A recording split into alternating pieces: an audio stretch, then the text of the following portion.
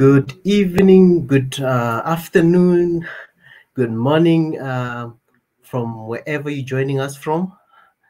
This is Ezra from South Africa, standing up for Mika tonight. As some of you have seen that we had a lot of live broadcasts coming from San Francisco, DC yesterday. There's a lot of live shows that happened in America for the No More movement. And tonight we have another great show that we will be dishing out to everyone who's connecting. And I just wanna thank you guys for joining us tonight. Wherever you're joining us from, please just send your message there, connecting from wherever you're connecting from. And before you can do anything, before you can even comment, please like, share, and subscribe. Most importantly, first subscribe to the channel, and then like, and then share with family and friends, and be part of this movement. There's no other movement in the whole continent of Africa that's addressing African issues, African matters. So if you're connecting from wherever you are, be it from the diaspora, here in the continent, today we've got a great show. Feel free to join us. Tell your friends, tell your sisters, tell your whoever is connecting and they want to build the continent of Africa. We're passionate for this continent, and tell them that we've got a big show. We've got a program on the Swahili nation called the One Africa Movement. There's a lot that we are busy with, and feel free to join us. Feel free to share, but most importantly, first subscribe, then like, and click on the notification bell so that you can get notified whenever we have any live shows, because we have live programs every day, 9 p.m. East African time, 8 p.m. Central African time, 6 p.m. West African time, UK time, and 1 p.m. in some of the states in America, especially the eastern states, or 2 p.m. depending on where you are. So feel free, family, to join us and be part of this movement, and be part of this foundation, because it's great to be part of something that is growing. It's good to be part of something that is growing, and be part of something that you can also say, I've contributed. In 2021, I was part of the movement. In 2021, you can have something to write about that you've done for your continent, because this is a time that Africans need to take the matters into their hands and speak out and start building the continent. We can never build a continent if we are not going to do it ourselves, and no one is going to help us. If we are expecting anyone to come and help us, we will be enslaved to them, we'll be indebted to them, as we have seen that so many people that came to act like our saviors, we end up crying again, saying, no, we've been exploited, all those things. So for us as Africans to build our own things, our own media platforms, our own businesses that will be represented in the whole continent, we need to start today, and now is the time for Africa, not tomorrow. This is the generation that is building this continent, and we are not looking backwards. Forward, we are going. Backwards, never. We're not going backwards. We are looking forward to building this continent. And I must say that we are going to be the generation that is going to change the narrative, a generation that is going to build this continent, a generation that says enough is enough, no more, no more, no more. We are building now in Africa. We are the generation that's making a U-turn. We are a generation that's making a U-turn, saying no more, no more, no more. But it's time for Africa, the generation that says we'll be the generation that changed the fortune of Africa. We will not wait for the generation that's coming. We need to be the generation that says now is the time and not tomorrow, because if we are failing now, we'll also look like the generation past that failed to change the economic landscape, the media landscape, the business landscape, in every facet of our society in Africa. We are the generation that says we are ready, and we want to change Africa. And we are not going to be the generation that says, oh, government, oh, this one, come and help us. Oh, come and help us. Yes, we do need help. I'm not saying we don't need help, but help must start between us. We need to help each other as Africans. So this is an African channel. Feel free as well to like, subscribe, and wherever you are, feel free. Be part of something that is starting. Be part of something that is growing, and be part of building the continent. Wherever you are, building is not always about you being physically there, but support. If you're liking this channel, you are sharing, that's also support. That's also building. So we are coming in many different gifts, different aspects of life, and different talents and skills. So we need all those skills.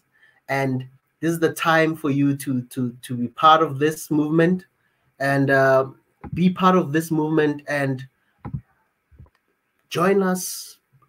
Feel free to join us and subscribe. Come and have your say. Come and be part of this movement. And tonight, there's so many things, since it's Saturday, in many parts of Africa and some parts of America, Europe, and I know some parts of Asia, it's already Sunday. But feel free to join us wherever you are joining us from. And as somebody who might be anywhere in the world, you are representing in Africa, wherever you are, any country you are in the world, in the diaspora, you are an African. You are putting the flag of Africa. You are putting Africa on the map wherever you are, whether you're doing business, whether you're studying. We pray that everything that you're doing, wherever you are in the world, may prosper, because we want every African to prosper wherever they are, whatever they're doing. We pray for prosperity. This is the prayer anyway, by the way, for those who know that we always start with prayer. And today I'm just gonna throw some declaration, and I pray that every African, wherever they are, may they continue prospering, may they excel in all their businesses in Jesus' name. I pray that wherever you are as an African, wherever you are, if you align with African ideologies, and you might be from anywhere, but you subscribe to building the continent of Africa, and you got the good intentions of seeing your motherland prosper, I pray that you may prosper wherever you are, and be part of, and make your families proud, because I think there's a lot of pressure when you go outside the continent to go work, to do business. And I know there's high expectations when you are outside the continent, where some people think it's all rosy and glamorous. But we know that you guys are working hard. We know that you guys have so many bills to pay. And sometimes people who are in the continent might not understand that. But we love you wherever you are, and we pray that you may prosper. You may be able to also support your family, because it's a blessing to even help your family, you know. And if that door is open for you, we pray for more. May more doors open for you wherever you are, so that you can support your family, support yourself, and be part of building this continent, because this continent needs all your skills, it needs all your resources. And it's nice when we see other guys, other family members that are joining us, putting pressure in the diaspora whenever there's issues that are not being dealt properly in our home here in Africa.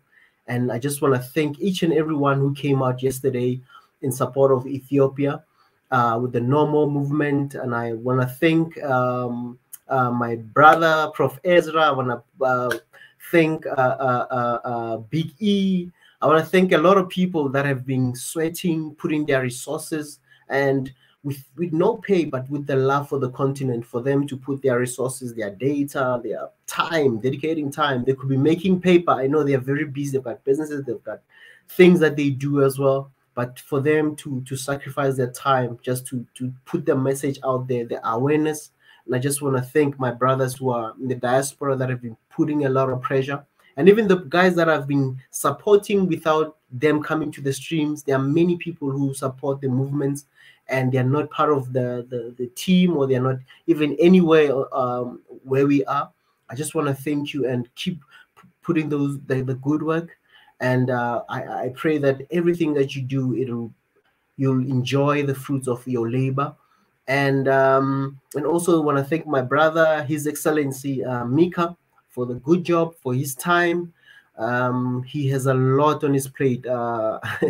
I think sometimes we take it for granted. For some people might not know that he has a lot of interviews, reactions, editing, preparing the shows. There's just so much, and I'm just also here to help him whenever he can do other things. I'm just joining and also lending my help in part of building this beautiful continent. I know some people are asking, "Hey, Mika, where are you?" He's around, and he loves you so much. He loves you so much, guys. He's dedicated this cause, and I admire his hard work. He's a hard worker, and and other people that have been helping us. I mean, Dr. Tzedeke, Ebenezer, so many people. I can't mention all the names. Sister Netsi, so many people that I would love to thank them so much for their hard work in the background.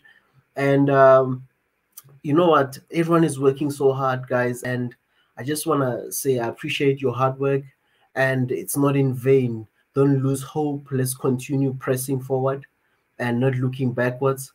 And tonight, since it's Saturday, I don't know what we can talk about. I know what I want to talk about. But if there's somebody want to change the direction, as always, I know in the Swahili nation, there's always people have so much to say, and there's just so much family. And I just want to acknowledge everyone who's joining the live stream. Jonathan, I just want to, he's one of our members. Just want to acknowledge Salam, Jonathan. Salam, and just want to acknowledge a lot of people that are joining the live stream. And let's see. Where are you guys joining from? Jonas, just so many people that have been joining us tonight. I just want to thank you guys for joining us, and I just want to acknowledge a lot of people that have joined us. Baboon Multimedia, you're welcome. Dilanesa Gasho, welcome. Baboon Media, welcome. One Africa. Wow. It's just a lot of people that have been joining us. And as I said earlier, please like, share if you're already subscribe. And if you're a new subscriber or a new member, or you've just joined this channel, please just subscribe to our channel. Subscribe to our channel. This is a great platform. There's no other platform in Africa or anywhere in the world. You can Google them. You won't find any good program like this one that is making waves in the whole continent and in many parts of the world. And I just want to say one Africa to Elizabeth. A lot of people are joining us, guys. You can even see a lot of people are joining us, and it's a weekend, guys. There's many things that I would love to talk about, since we've got a lot of topics, we've got a lot of things. Normally on the weekend, some people might say, "Whew, politics have been we've been drained. We just want something light." We can talk about so many things. Entertainment can be one of them. Entertainment in many African countries, and especially when I'm talking about entertainment, I'm talking about the exposure to either the arts, the movies, the arts fraternity. That we need to learn more about each other, especially as different countries, and also opening up our platforms to letting in a lot of musicians, actors, different artists. So feel free, if you want to talk about that, we can talk about that. We can talk about music. What's trending in your country in terms of the entertainment? We're not talking about gossip here. We're just talking about music, acting, new movie that's trending in your country. If you want to come and share with us, you can come in and share with us. There's just a lot. There's just a lot. Let's see. I don't know what the guys want to talk about. Some people saying we must talk about what's Johnson Julian Baba Wanyama. Yeah. What's happening there, Marrakesh? What do you want to share? I didn't say. The story. What do you want to share, brother? I don't know if you want to come and join us tonight.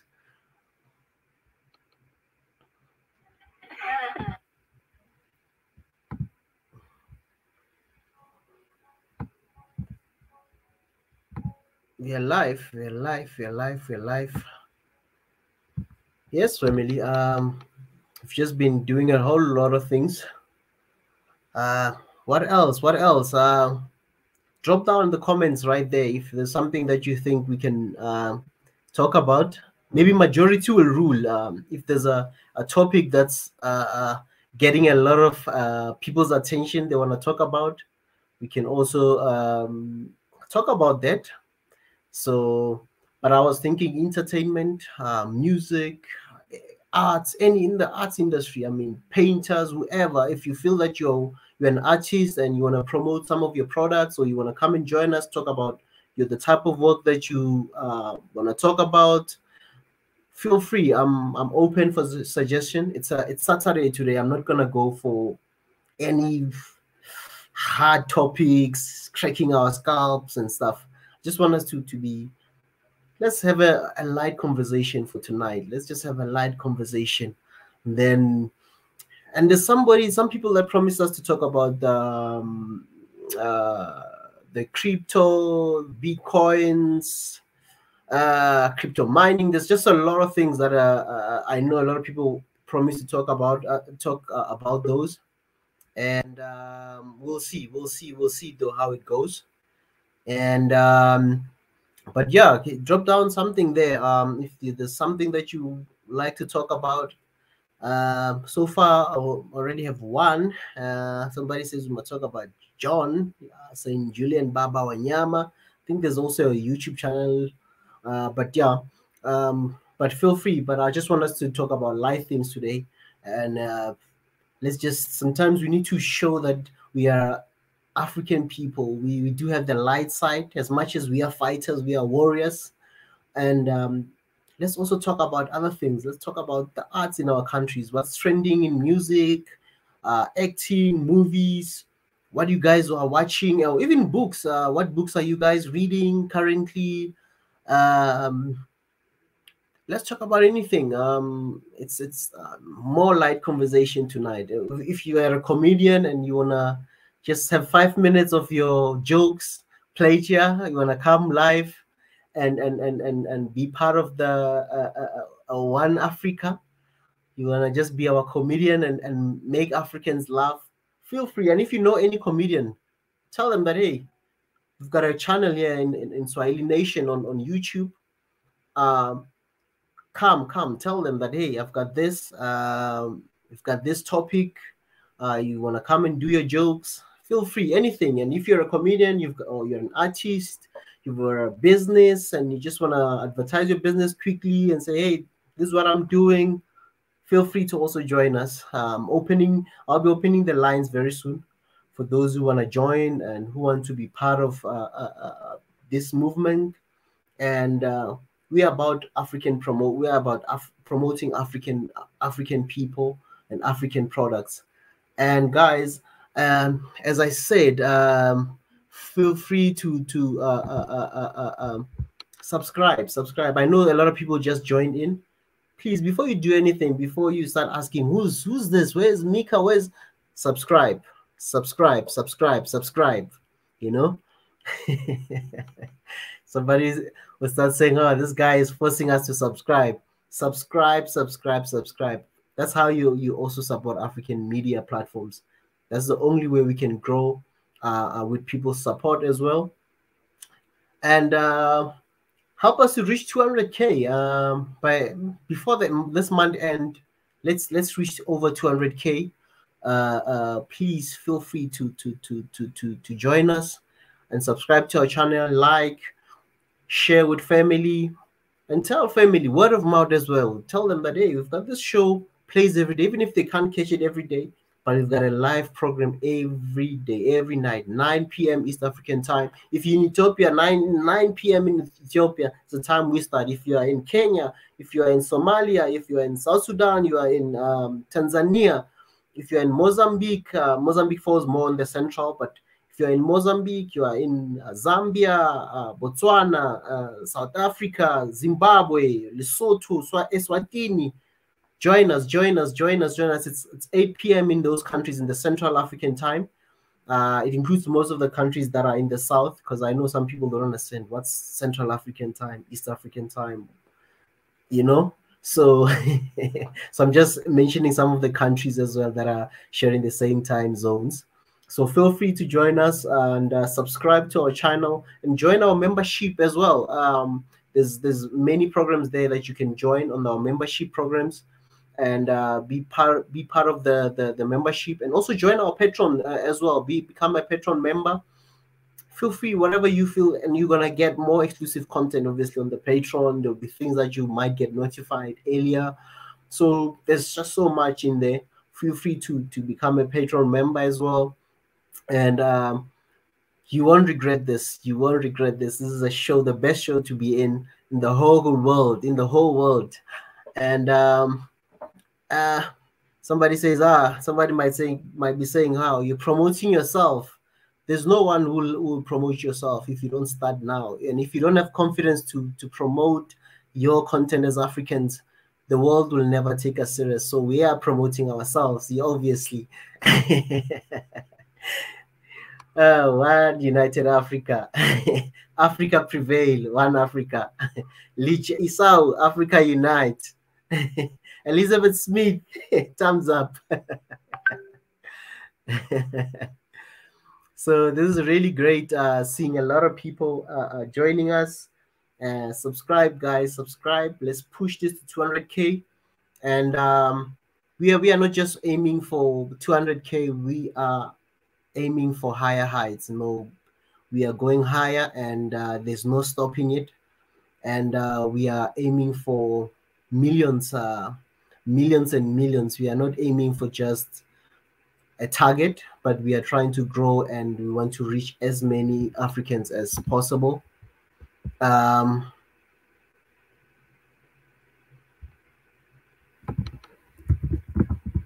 So feel free, guys. Feel free to like as we are trying to reach 200K.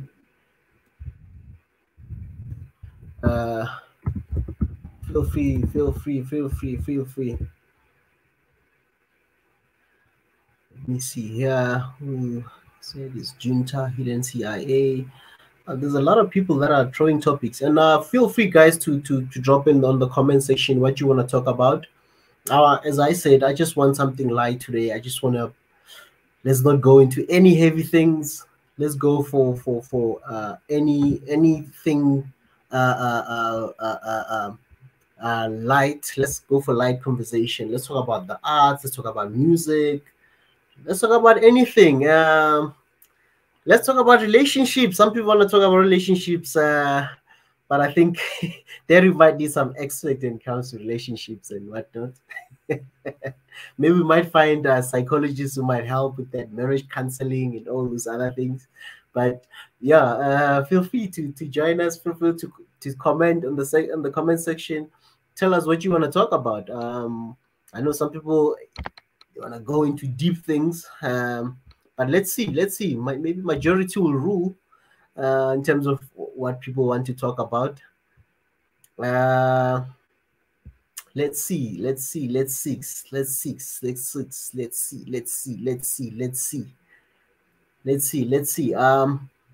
Can I get more numbers? If we can get more people to join us, I'm gonna share the link very soon.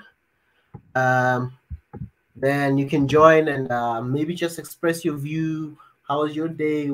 What do you want to talk about? I'm gonna open the lines very soon, and people can join us. and feel free to come and say what you have to say. I know there's a lot of people that sometimes are just on the comment section. I love to see a lot of people. Luneta is one of them. I know there's people that comment a lot. Red Sea Youth. I'm mentioning some of these people because I know they're forever joining and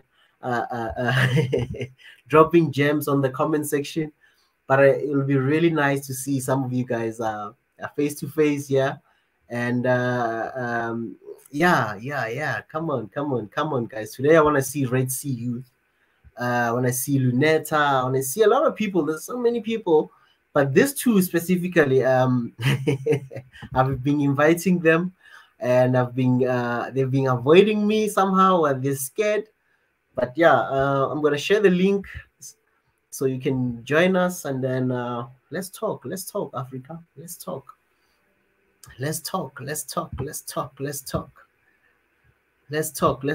And to those who just joined us, please subscribe, turn on the notification bell, like, share anywhere in your platform, on your WhatsApp, whatever platform that you have. Please share this links, and then let people know about this movement. And yeah, let's see. I've just shared the link. Anyone who wants to join us, comment, have something to say, join us. I've just shared the link right now. It's open for anything. Oh, Monica Dedu, thank you very much. Let's not stop the movement of One Africa. Of course. Let's keep the light burning. Let's keep the oil burning. You know, let's put more oil so that the fire can keep on going higher and higher. And Africa is our home. We need to build this continent, and we can never condemn our home and think things will just sort themselves out. We need to come to a point where we say, we've condemned our government so much, you've condemned so many leaders, it's time now to do it ourselves. If they're taking long in fixing the issues, we need to now take things and start building as well. And some of the governments will just find us on our way higher, because they don't, others, they'll want us to start the fire, then they'll start seeing that this is a real movement. These are African youths, these are African people who are serious about building their homeland. So we are going to keep this fire and movement going. Monica Dedu, thank you very much. Benti Ethiopian, welcome, Beru. welcome, Benti Ethiopian. Who else? What else? Here. Let's see. Let's see. Can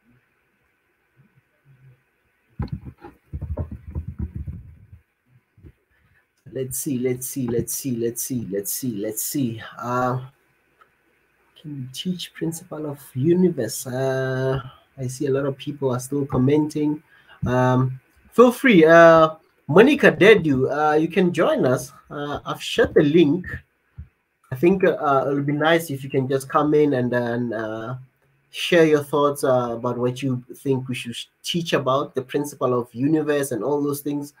And yeah, feel free to join us. Feel free, family, to join us. We are opening the lines as well. Opening the lines. Let's see. Trying to share something here.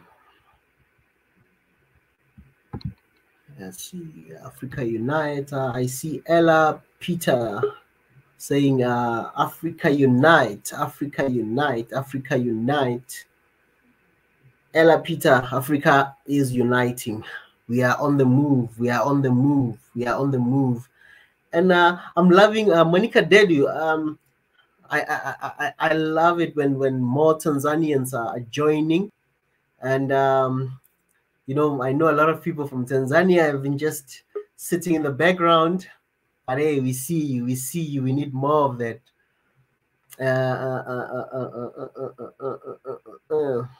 Who's joining us? Biggie. Again, good morning, good afternoon, and good evening. For Africa, good evening, definitely. My people, my brothers, I hope you had a nice day so far, and we're extending your day again. Thank you so much for your dedication, taking it at 9 p.m. Eastern time.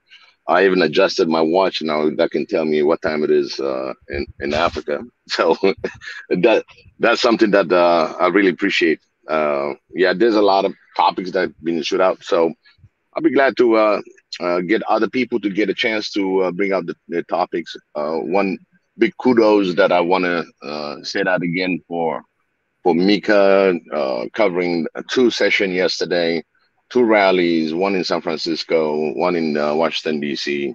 Professor Israel on the other side, and people that really took their time and dedicated really this this movement, no more movement, Africa Unite. I'm Pan-Africanism, everything that's been laid out on both rallies. So I really appreciate people that really participated in this, and people that followed us on this media. I greatly appreciate that. And I know a lot of people were out yesterday cheering. So thank you.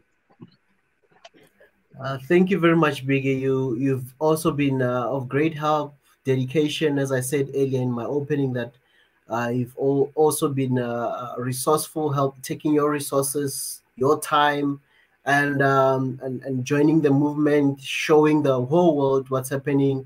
And I just want to thank you very much, so much. And we've got a video that we want to share right now, Biggie, about the this was done in the headquarters, the Twitter headquarters, there in San Francisco. We're gonna just play it now, and I'll hear your comment afterwards, Biggie. Awesome. Thank you.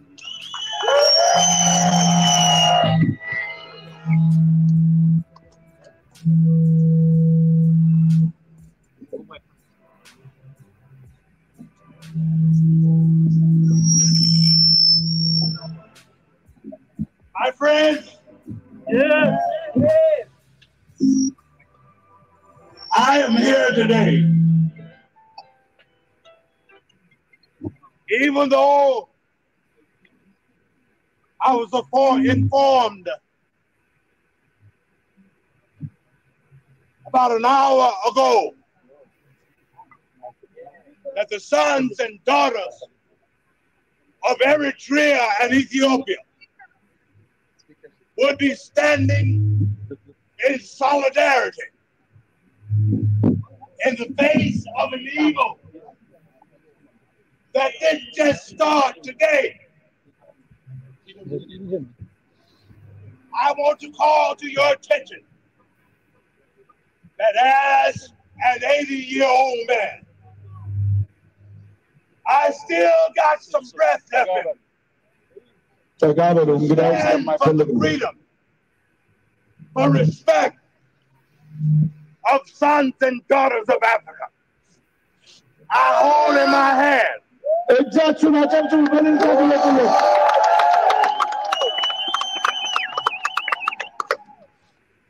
this walking stick, the Sankofa walking stick from Ghana, West Africa.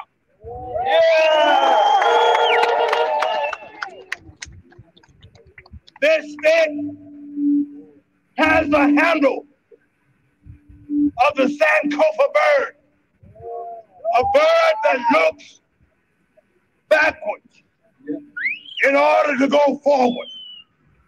Sankofa! And in that bird's mouth is an egg that symbolizes if you're going to go forward, you better know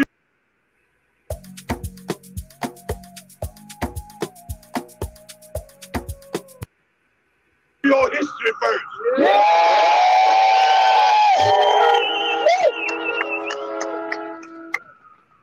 And I want to give you a quick history lesson as to why we're here today.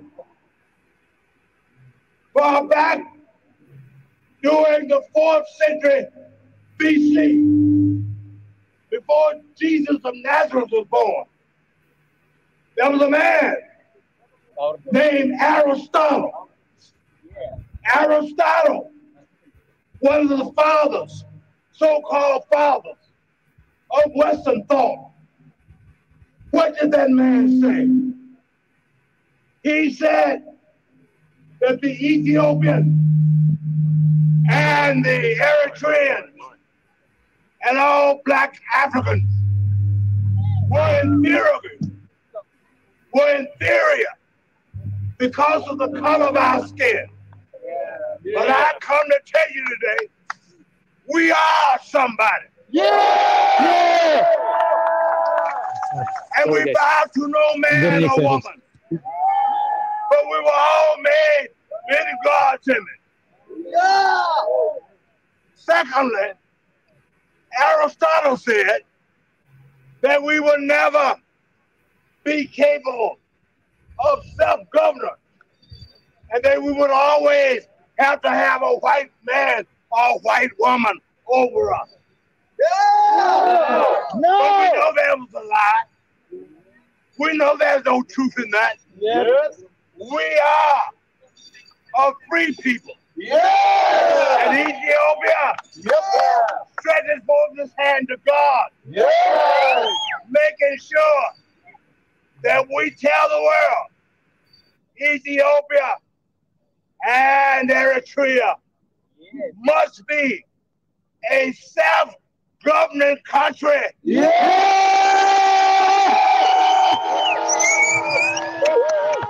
Sorry, I'm getting excited, guys. We don't need bear with me. Anybody to govern us. We can govern ourselves. Feed our families. Teach our children. Celebrate our culture. And keep the enemy out of Ethiopia.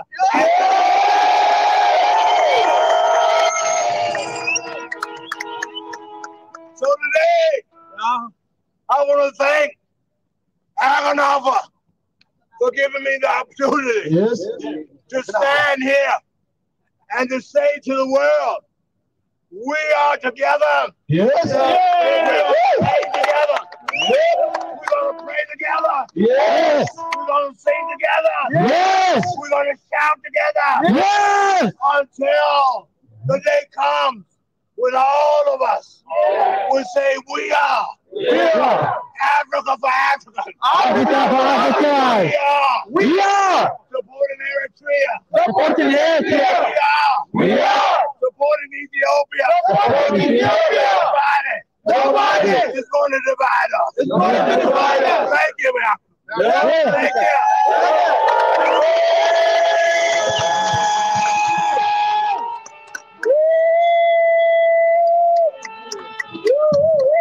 Thank you, Lord.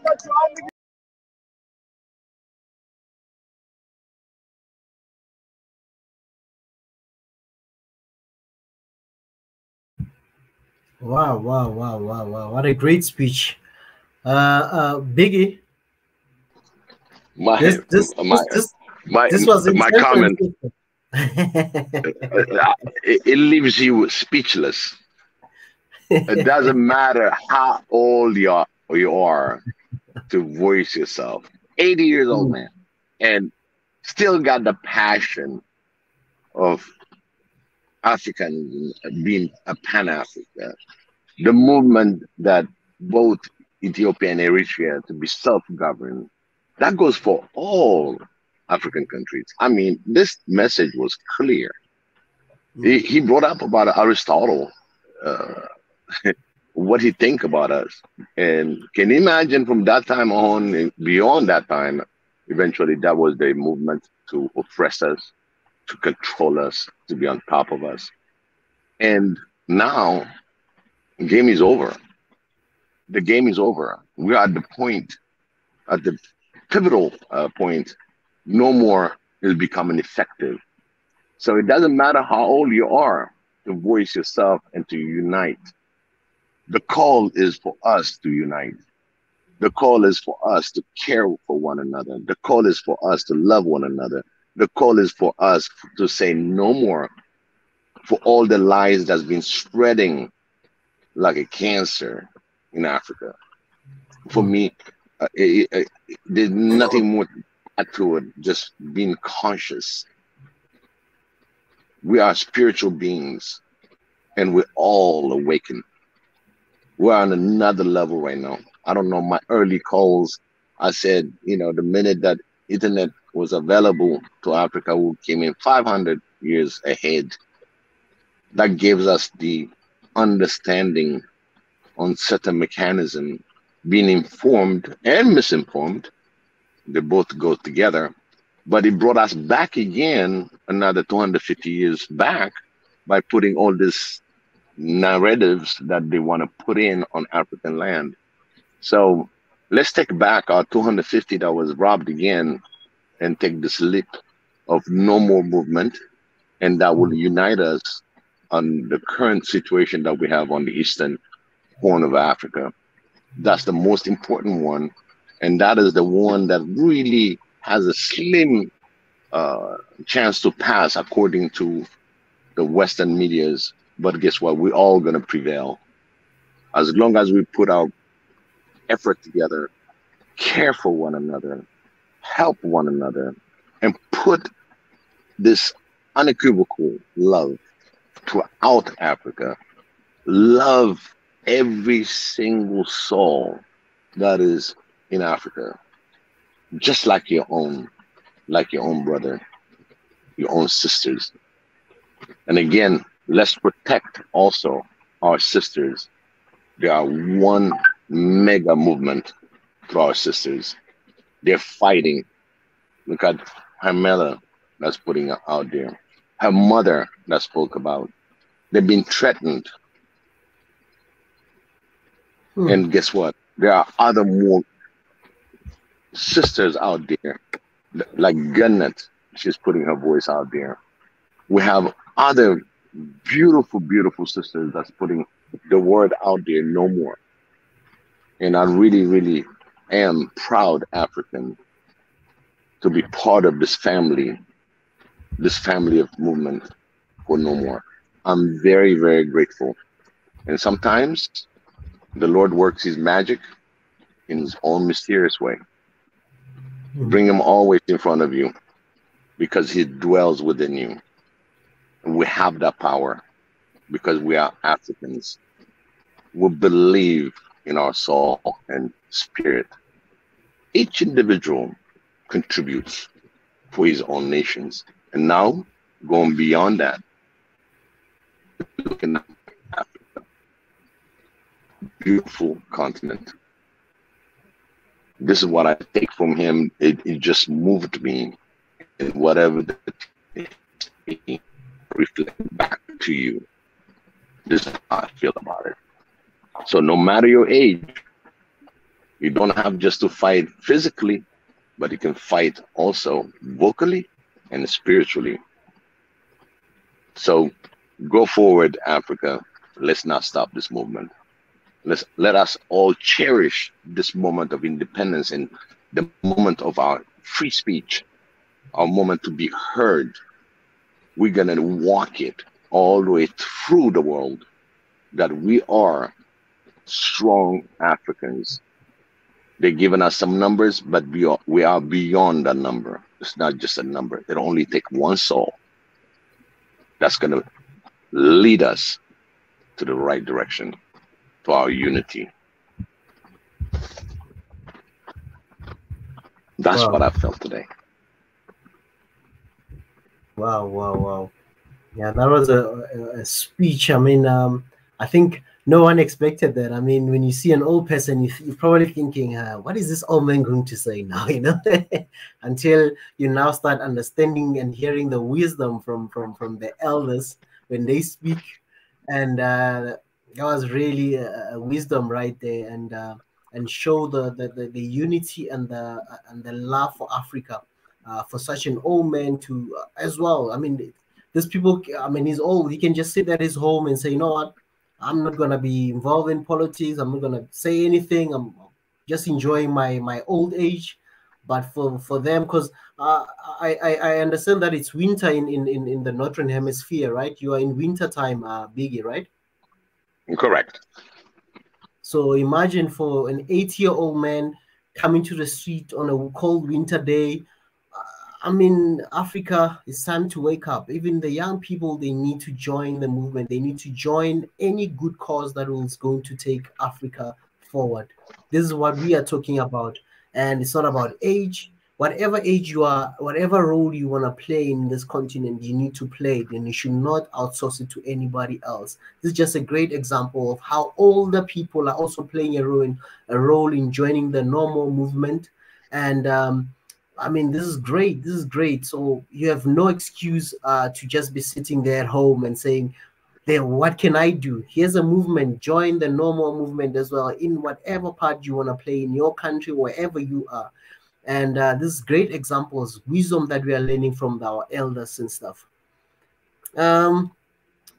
What else, Biggie, have you taken from your side yesterday as well, being on the road and being on the front line? What else can you share with us? Yeah, I'll tell you one thing about the rally yesterday is that I've been trying to keep up with the march, and once in a while, I get the minute that you are inside, the energy, the radiation of one strong movement, it engulf you. And I have to run. You know, I keep telling me I gotta get out of the. I have to break some lines too. It's just overwhelming. You know, while I'm filming it, and I have my body and soul telling me, no, I gotta be inside there. You know what I mean? It's just this great overwhelming energy that you get inside the rally. People are happy to be together. People were really next to each other with all this COVID, whatever that you may say. But again, you know, the energy was so overwhelming. You know, I can feel it while I'm outside to take the video, and when they take me over inside, I mean, it's just, you can feel the energy. Just that was an energized base, and I hope everybody saw that. You know, sometimes what you see on a screen versus being live and while it's happening, it's just overwhelming. I mean, you will say things in synchronicity. You know, everybody's synchronized. Everybody's marching toward one goal. No more. You're talking about 2 countries that are frontline right now in Africa that are fighting this no more movement.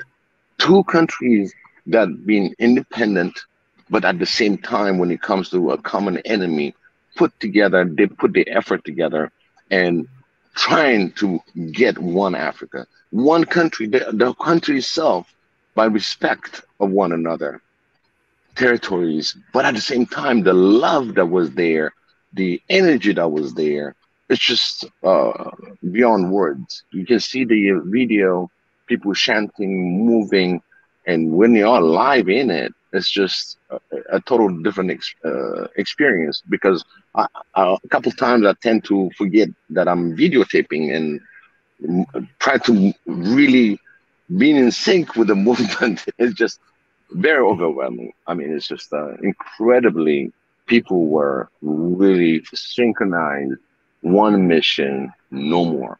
No more for everything that's been thrown at us.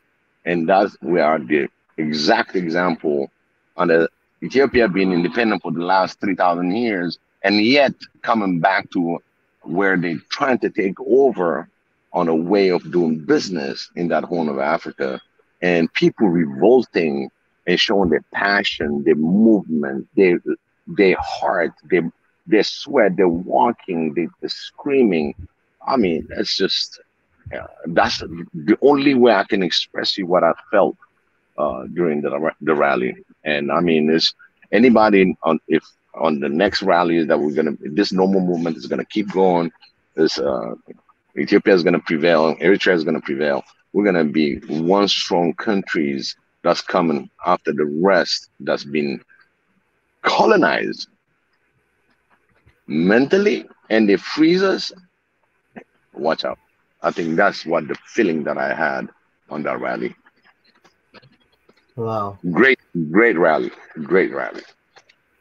Now, indeed, I saw, I mean, in terms of how people are one with each other and stuff, for the common cause and for the cause of Africa.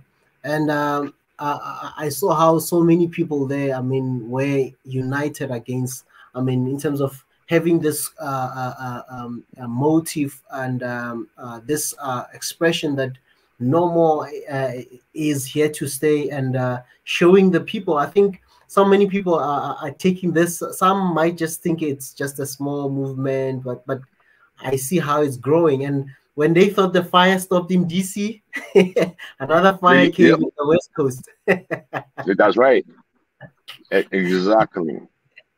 It's like a match, you know. It's just incredible. San Francisco showed, you know, their presence. Hey, we exist. We got our voice, and they go on at Twitter, and hopefully they get the message. But at the same time, there's a saying, oh, you know, this is just a temporary, it's gonna pass. No, this movement is not gonna pass. A lot of people are aware. A lot of Africans are aware. And now we're just going to need our collaboration and our brotherhood, sisterhood, our love to one another and to protect one another. So as long as we stay in tune and focused and do our due diligent work, because it doesn't come easy. We have to work harder.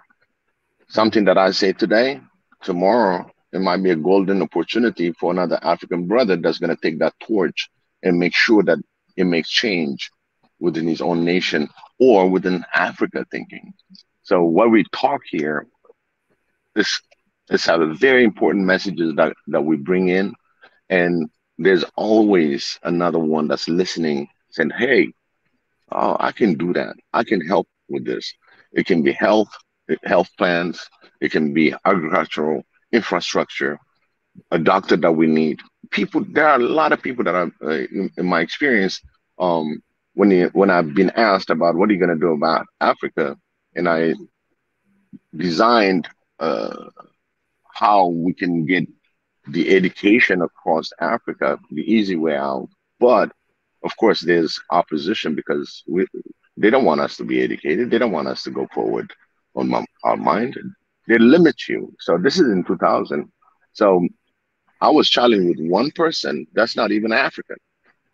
He said, what are you going to do about Ethiopia? You said you love Ethiopia. I said, well, you know, this I can do. But at the same time, he was challenging me. So I took the challenge. It took me 9 months to put the things together. And Kofi Annan read on December 24th of 2000 on the eve, and he was baffled. He said, how come we're not doing this? So after that, of course, the Iraq, Afghanistan war came, and everything else, all the legislation, all that changed direction. And God knows if it's been suppressed. But my mind is that we need to communicate more because we have all the resources. And why not really accelerate in our trades, you know, intra-Africa? If a country needs sugar and I got sugar, I can send the sugar. You need salt, I can send you salt. If we keep on progressing on getting our trades, our infrastructures, roads, telecommunication, all that will help the movement to stay alive. because this movement is just in the beginning stage, but it's been in all African hearts for a long time. It's just one person, like I said, she came in with the word no more, and that no more is taken like a fire brush. It's just all over the world. So people are questioning, not only as an African, but people are questioning on each country's what this no more means, because every individual has a no more inside of him. And whatever the no more that is for us as an African is no more of this fake news, no more of what's been done to Africa. So we got to keep that torch up. And one day I'll request all African that listen in this podium, I want you to take a time and light a candle for Africa. Light, that light we're going to see. That light we're going to focus. The candle means that you're focused on what you want to do. And when you light it, it's going to be in the name of Africa. And you are African. And that light is going to guide us, give us a unity. Biggie, Nati has a question for you.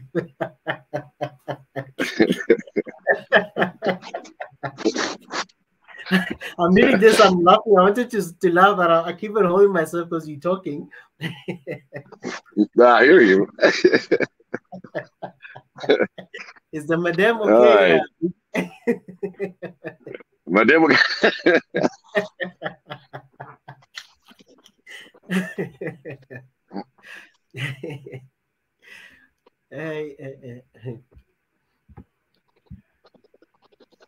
So he's got a question. Yeah, he says, did Biggie get his wife who got lost in the crowd? I lost at one time because like I said, it's so overwhelming. We were right next to each other. The next thing that I know, I'm way somewhere else, and eventually she came on. She found me exactly where I was supposed to be. we just hope very hard, Biggie, I'm saying I just hope yesterday you got your dinner, and the wife was not angry at you for leaving her somewhere. Oh no! We end up at the last comment before I ended my transmission. Basically, she took me out for dinner. Wow. So I must have done something good. Yeah, she said, "Honey, work hard. Now time for you to get your dinner." So we had a dinner, and we're talking about Mika. If we can get some dodo, Well, at least you got. So she took me out yesterday. Hey. Yeah, she said she was proud of me that holding all that, getting with the movement, and like you said, probably I just lost in the rally, but the fact that she realized what's going on, and then you guys should take some time like that and being appreciated. So the appreciation came from my wife herself. So I was very happy because she's very supportive. She's very supportive, and she's been on all the rally that I went. Wow. This is a great example, Biggie. When family do things together, they say a family that does things together stays together. And I love how you put it, that you guys were doing this together. And wow, you're in the front line as a family. Yep, it's the family. All my children and all that, they support me, and they listen, and I'll get an opportunity one day to bring them in one at a time and put their understanding. They're all born in America, but at the same time, they've been going back and forth in Africa, so they know the culture. They speak the language, and as well, experienced on what's going on the ground. So that's a great thing, because it's not something new for them. They know about Africa. And when it comes to this normal movement, they understood exactly what's going on. And sometimes we take a discussion one-on-one. So, yeah, your family get involved. I'm pretty sure they all get involved. This is one mission for all of us, for all Africans. This is our mission. And eventually, you know, we're not going to last forever. So we're going to have to pass the torch. So we educate our youngs, make them understand what's going on. And don't be shy, explain them exactly what's going on with the facts. So for them, they can research and help out with the movement, because they are the next generation. They're the one that need to be passed on to make them understand our movement. Indeed. Biggie, I just want to welcome our brother, John Matenge. Brother John, hey, John. We hope you know. We hope you know. It's not. We hope it's not bedtime yet. Bedtime yet. It is. Here it is 10 p.m. we hope the madam won't fight with us. We hope the madam won't fight with us for keeping you this late. No problem. Because I just want to talk for 15 minutes about Jamhuri Day. Then I call it a day. And then I'll come tomorrow and explain what happened, the events, and what the president said during his speech tomorrow. Okay, the word Jamhuri is a Swahili word. It means republic. And we, Kenya, gained independence in 1963. And the following year we became a republic in 1964. And our first president was Mzee Jomo Kenyatta. And so far, so good. We've had peace and stability. It's only in 2007, 2008, whereby we experienced post-election violence. We lost Kenyans due to the political tension here in Kenya. But I can't say that our country it hasn't had any military coups like any of other African countries. And I thank God that for the fact that He has taken us through. We thank God that 58 years of love, unity, peace, it's been great. And I really thank God. Also, for those who know the history of Kenya, okay, I know many guys know Kenya because it's a good country. That's why we are nicknamed as the pride of Africa. Many people know Eliud Kipchoge. Many people know Victor Wanyama, who played for Tottenham Hotspur in the English Premier League. And many people love our current president, President Uhuru Kenyatta. Big up to him for actually making Kenya as a global image to the world and actually in Africa. Okay, for us Kenya, I can say we have achieved a great milestone for as a country and also as a people. We've elected 4 presidents, like I said, Jomo Kenyatta, our second president, the late Daniel Toroitich arap Moi, our third president, Mwai Kibaki, and our current president, who actually is just celebrating his last Jamhuri Day tomorrow as president, because next year we'll be having our 7th general election, that is 2022. So I can say that we have gained great in terms of political, economic, social. We have 44 tribes in Kenya, and we are very proud of our culture, heritage. We don't take it for granted.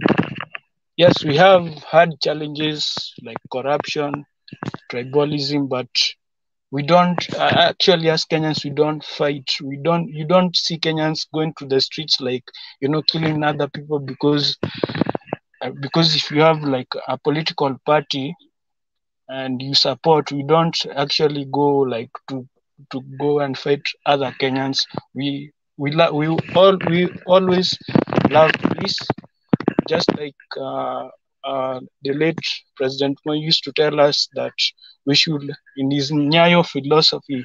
Nyayo philosophy was his like slogan, and the word Nyayo, it's a Swahili word. It means footsteps. When he said that he would follow the footsteps of the late President Jomo Kenyatta. So in this philosophy, he used to say that we Kenyans, we should be peace, we should be united, and we should express love to one another. We should not fight. Even if we have disagreements, we should solve them in a peaceful way, a united way, and a loving way. For this, for the venue, those who want to know where it will be celebrated, it will be celebrated at Uhuru Gardens. It is an historical ground. This is where our Kenyan flag was hoisted, whereby the British flag was hoisted down. Uhuru means freedom. It's a Swahili word that means freedom. So it is going to be celebrated there at Uhuru Gardens. Unfortunately, I was supposed to go there, but because of COVID protocols, they're saying that it is 10,000 guests who will be invited. And Uhuru Gardens, it's not a big place. It's quite small. So if it was celebrated here at Nyayo Stadium, I would have gone. But unfortunately, because of our government, it's adhering to ask Kenyans to follow the COVID-19 protocols. But I can't complain. I can follow it through television. And those who want to like follow what is happening, they can go to YouTube. I know most people want to know, to see how the celebrations are being celebrated. They can go to KTN News. It is there. It's a local station here. Also Citizen and NTV, and also those who maybe want to like live stream to those media stations. That is KTN. I repeat, KTN News. There is KTN Home and KTN News, but KTN News, it's showing it live. Also NTV. There's Kenya. We have in Uganda. They have NTV Uganda. Don't follow NTV Uganda. Follow NTV Kenya Live, and also Citizen. Digital. There's an app which you can go and download it from Play Store, but you can also live stream from YouTube, Citizen Live. That's why you can get all the celebrations. You can live stream and see what is going on. And the event is, I've watched many times. It's great. It's a great event. Tomorrow it's like our military, that is the Kenya Defense Forces. They will be showing their regiment colors, also known as trooping of colors. After that, there is no march past or march parade. It's just showing the colors. They fly past entertainment. The president reads his speech, and Kenyans go home and they continue celebrating. For my expectations tomorrow, because I know it is President Uhuru Kenyatta's last Jamhuri Day as president, I expect him to he's actually finalizing his term. He wants a legacy term. So I know Kenyans are expecting a lot. I know people are, because the political tensions has been very high, people are thinking that the president will endorse Raila Odinga or William Ruto, but his main aim is to focus on the legacy. He will just read what he has done for the 10 years as the fourth president of the Republic of Kenya, or the Jubilee administration. We have seen great roads. We have seen people impacted by, their lives are being impacted by the government. Also, I have benefited, even though I sometimes criticize the government most of the time on wrong decisions, but he has done a great job.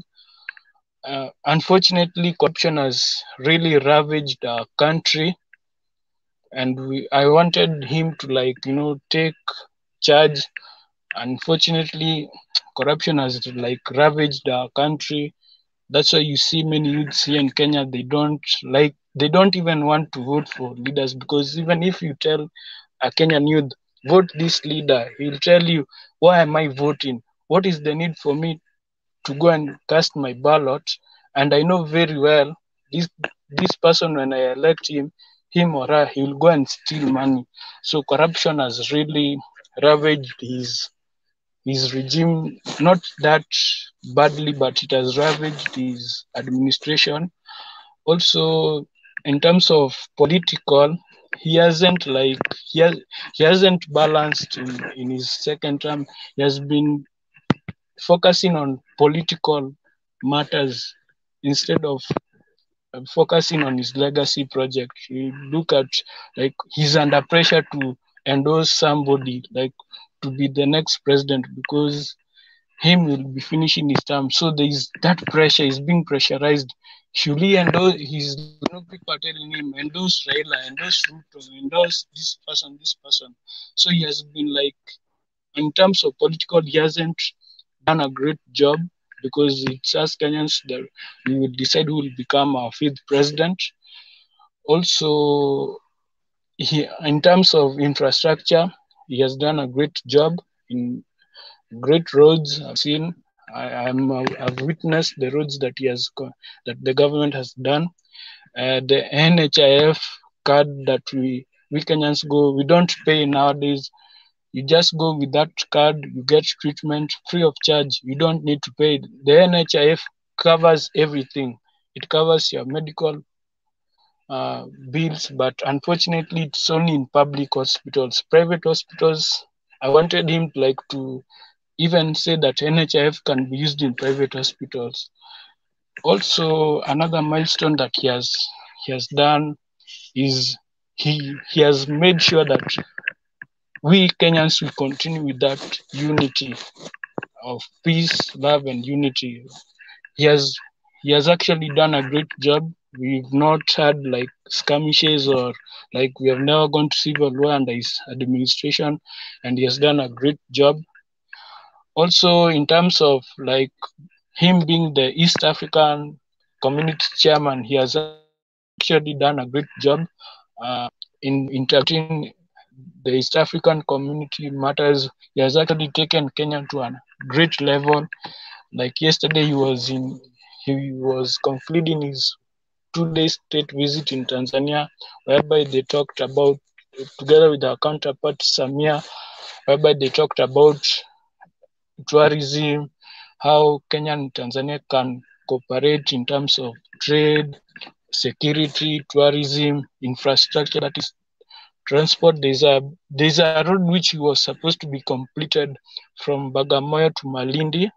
It's actually it's nearing in conclusion, and we thank him for being a great president in making sure that he resolves conflict that are happening in Africa. Like, I commend him for going to Ethiopia, because he knows he knows the situation in Ethiopia. He knows that the TPLF did not want to sign that ceasefire document.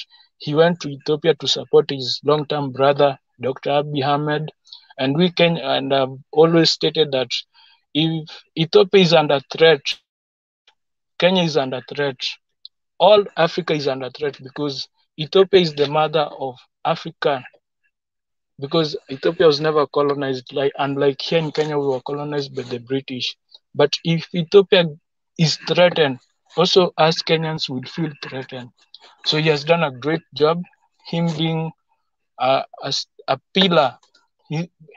Not only being a pillar, he's not because that he's the son of the first president Jomo Kenyatta. No, he's doing this because he's like, he wants to show that Kenyans care for their brothers and sisters, be it Ethiopia, be it Sudan, be it Tanzania, be it South Africa, be it Ghana, Nigeria, every other part of the country here in our continent. He has done a great job. Also, when he attended the funeral of the late Tanzanian President John Magufuli. I listened to his condolences, and he did a great job. I even remember when he attended the funeral, there was a time that there was prayers in a certain mosque in Dodoma, and he stopped his speech to allow the prayers that were continuing in that mosque, and he did a very great job. This actually even made Tanzanians appreciate him more because he respects God. He's a great guy. He has had his failures, like I've stated there, but not every leader is born to be perfect. Perfection is not key. Actually, he may have not. He has not done a great. I can't say that he has done badly. Challenges will be there, but he has maneuvered all those challenges. He has actually made sure that the cooperation between our neighbors are great. That is Uganda, Tanzania, Somalia, Ethiopia, every other part of Africa. Also in the global stage, I commend him for chairing the Security Council meeting, UN Security Council in the month of October, whereby he urged the global countries to ensure that vaccines are given to African countries, not to be like apartheid or the apartheid vaccination, whereby the Western countries are withholding vaccines, and they know that other parts of the world are suffering due to lack of vaccination. He has done a great job on that. Yeah, so for me, that's what I can say. So for the Kenyans who are here and also those who are living abroad, I want to wish them a happy Jamhuri Day, full of God's blessings. We should not complain about our country. We thank God because 58 years, it's not an easy road. It has not been easy, but reaching 58 years, it's a milestone. We have done a great job. Our four presidents have done a great job. They may have their challenges, they may have their failures, ups and downs. This is not the time to point fingers at them. Let's not say that this administration was better, his administration is better than. No. We should be proud. All these presidents are Kenyans. I don't mind whether we have been led by one from one tribe or the other. No. They are Kenyans, we elected them. Even though I did not elect the first president and the second president and the third, and I've elected the fourth, my parents did that, but this is not the time to point fingers. We should celebrate. I know other administrations will come and go, leaders will come and go, but we, the Kenyan people, will always be united. I also, as next year, as we approach our elections, I urge every Kenyan to maintain peace, love, and unity. If you have heard that your favorite candidate has lost, don't go and burn somebody's house. No, just accept defeat, move on, let's build Kenya. It's my prayer to everyone here that I know many of you will want to come to Kenya next year after the elections, and we want that because even if Kenya goes to war, Tanzanians will not come to Kenya, Ethiopians will not come to Kenya. Even I, when I want to become that journalist who wants to go to tell stories of Tanzanians, to Kenyan stories to Tanzanians, I cannot go because my country is in turmoil. And also, I want to say thank you to the Tanzanian people as I close for actually hosting our president. The warm welcome that he received yesterday, the day before yesterday, and yesterday was magnificent, was great. Tanzanians, because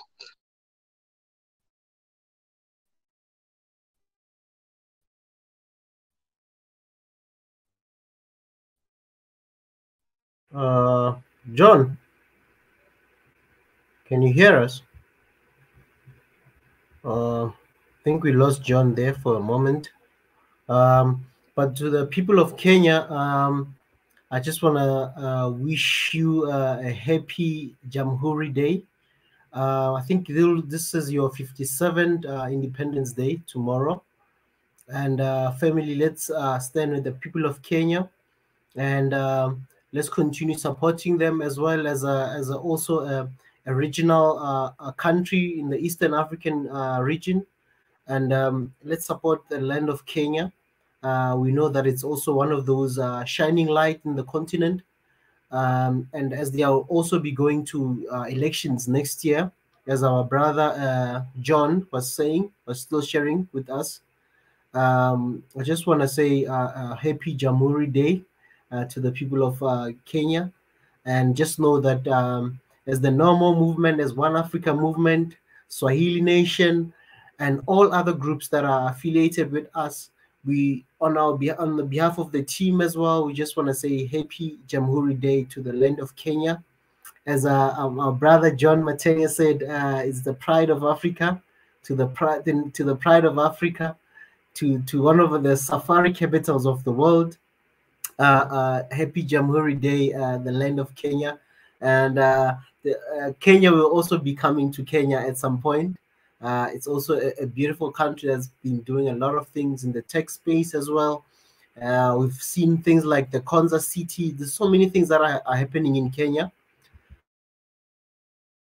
There's so many things that are happening in Kenya, and we will be coming to the land of Kenya in the near future as well. And we will love to cover, especially the tech space. A lot of people might know that Kenya is also one of the best tech spot in Africa. They are building the Silicon Savannah instead of the one in San Francisco, which is the Silicon Valley. The one in Kenya is called the Savannah. It's Silicon Savannah, and they are building a new city called the Konza City. Konza City Technopolis or something like that. It's a mixed development, schools, medical facilities, companies, data centers, and we'll also talk to somebody there. If John Mateng can also hook us up with maybe a connection with somebody who's part of that project. I know the city has started. I've been following some news in Kenya. Don't think the Swahili nation is sleeping. We're watching each and every country, so we are aware of what's happening in your country. We might not talk about it, but we are looking. So Africans are looking. We are surveying all the land of Africa. We are not sleeping on any country. We might not talk about your country today, but we are looking at your country as well. And the land of Kenya, which is also a shining light, as I said. We are with you, and we will celebrate with you. And I'll also ask John tomorrow maybe to join us as well, just to talk about the events that will be happening tomorrow, or that happened, and just share with us Kenya. I think somebody said it's 58. I think Nati says 58. I thought it was 57, 58. Somebody said 60 earlier, but I think it was 57 or 58. But John, are you back?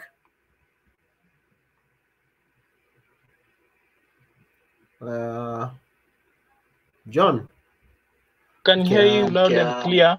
Oh, you can hear us. You can hear us. Okay, we lost you there. We lost you there.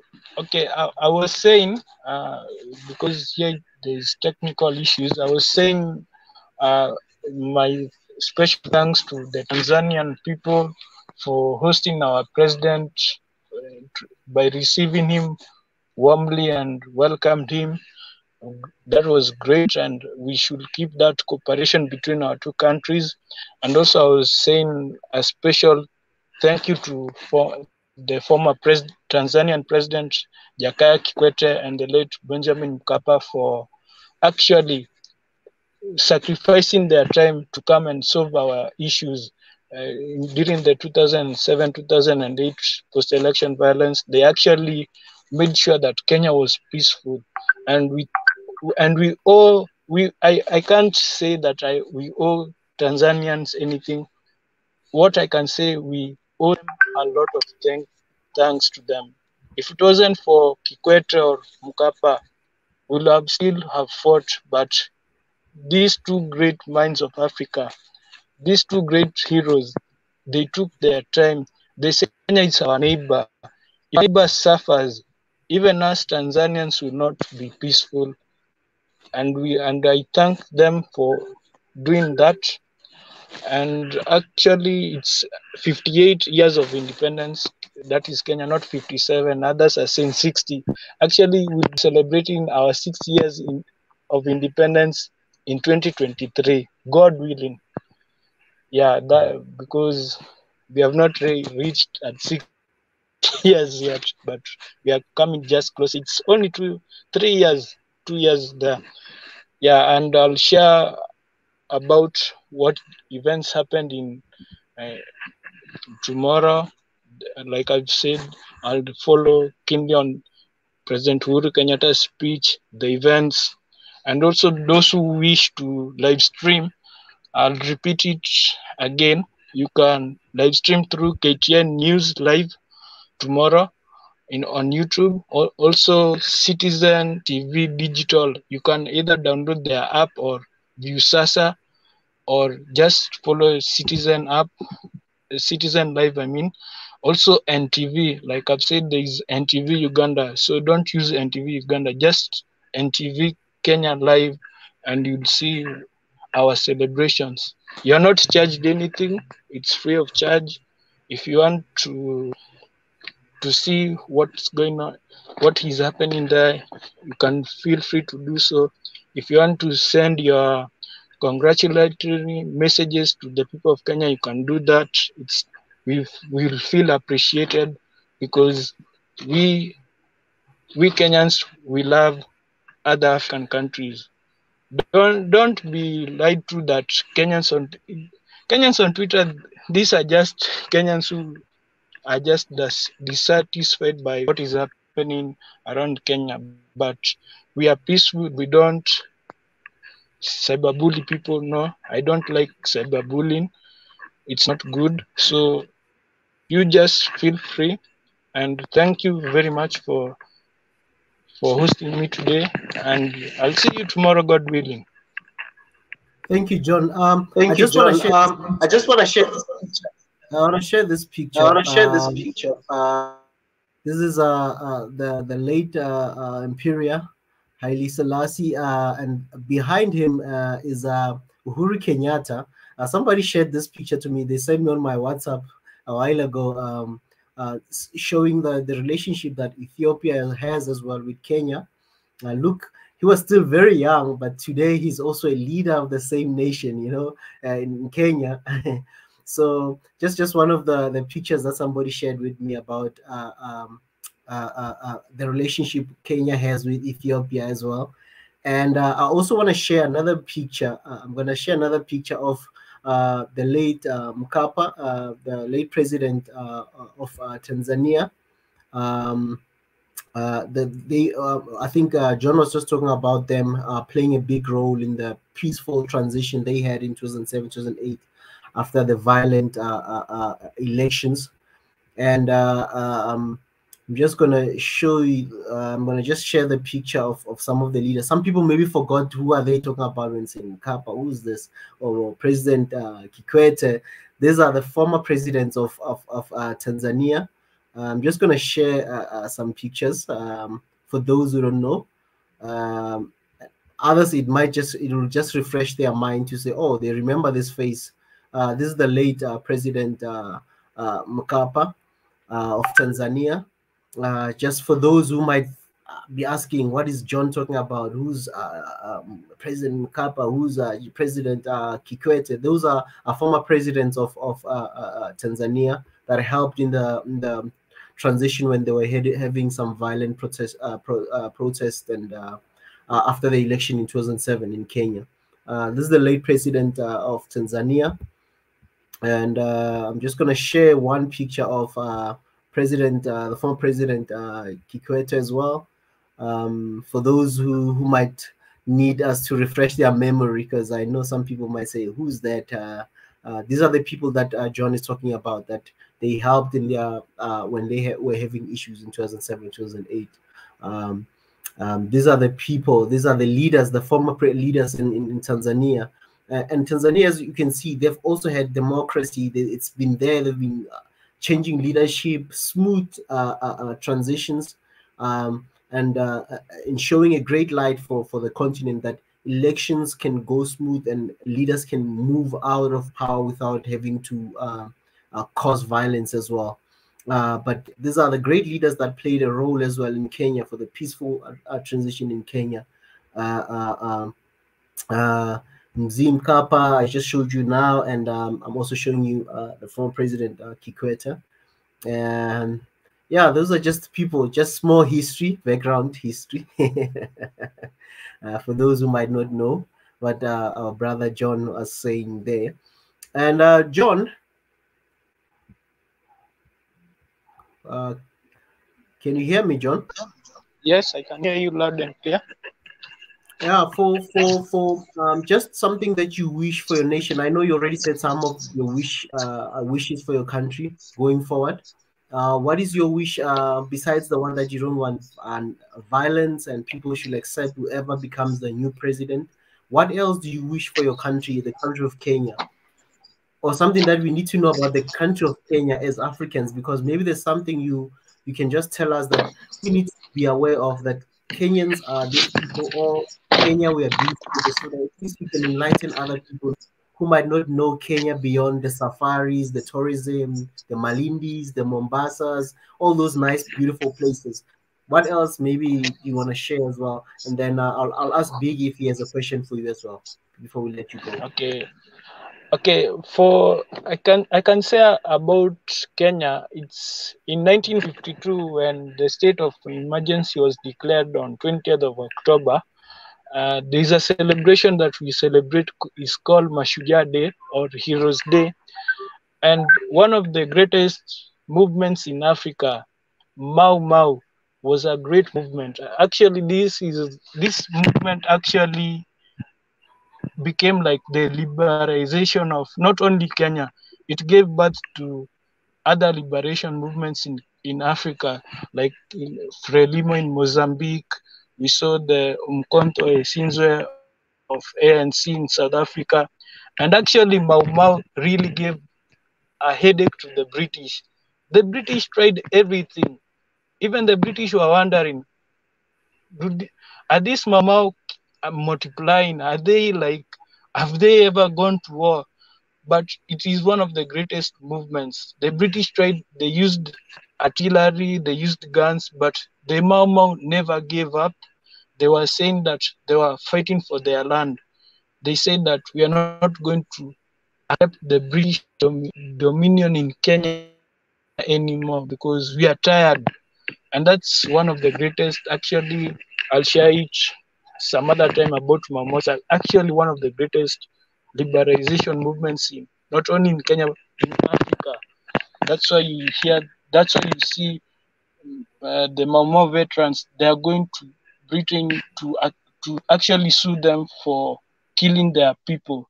And actually, it's very unfortunate that lives were lost. Because our Kenyan people were really determined to fight for our independence, and the late Dedan Kimathi, may God rest his soul in eternal peace, he was actually the co-founder of Mau Mau. It's in Nyeri County. That's where Mau Mau was born. That's if you come to Nyeri, yeah, because that's my countryside in Nyeri. It's the home of heroes. It's that is where Mike Kibaki comes from. The late Professor Wangari Maathai comes from Nyeri. Our former Chief of Defense Forces, Julius Karangi, comes from Nyeri County. So it's one of the greatest movements in Africa, and actually it propelled it. So it made it. Africans were like saying, if Mau Mau can be able to do this liberalization of Kenya to the British, why can't we Mozambicans do like Frelimo against the Portuguese? Yeah, so it's one of the greatest movements in Africa, and I'm very proud of it. And I learned through it in school, it's actually should be introduced back. Yeah, it's one of the greatest movements. And so my wish to Kenya is that may I just pray for peace and love. That is all what I can ask of all Kenyans, because peace and love, it's two great things. If we don't have love and peace and unity, we cannot go ahead as a nation. We cannot fight the challenges that we have. So it's peace and love. Again, wishing my dear Kenyan sisters and brothers a happy Jamhuri Day. Keep safe.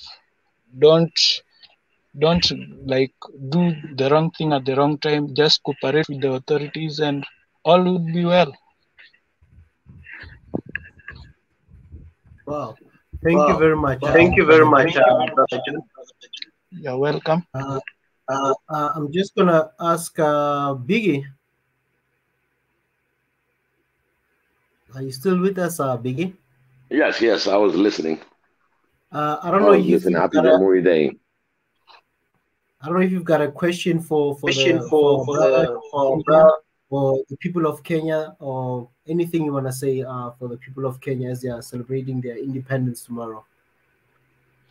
Definitely on what I would say about when Ethiopia has been in trouble.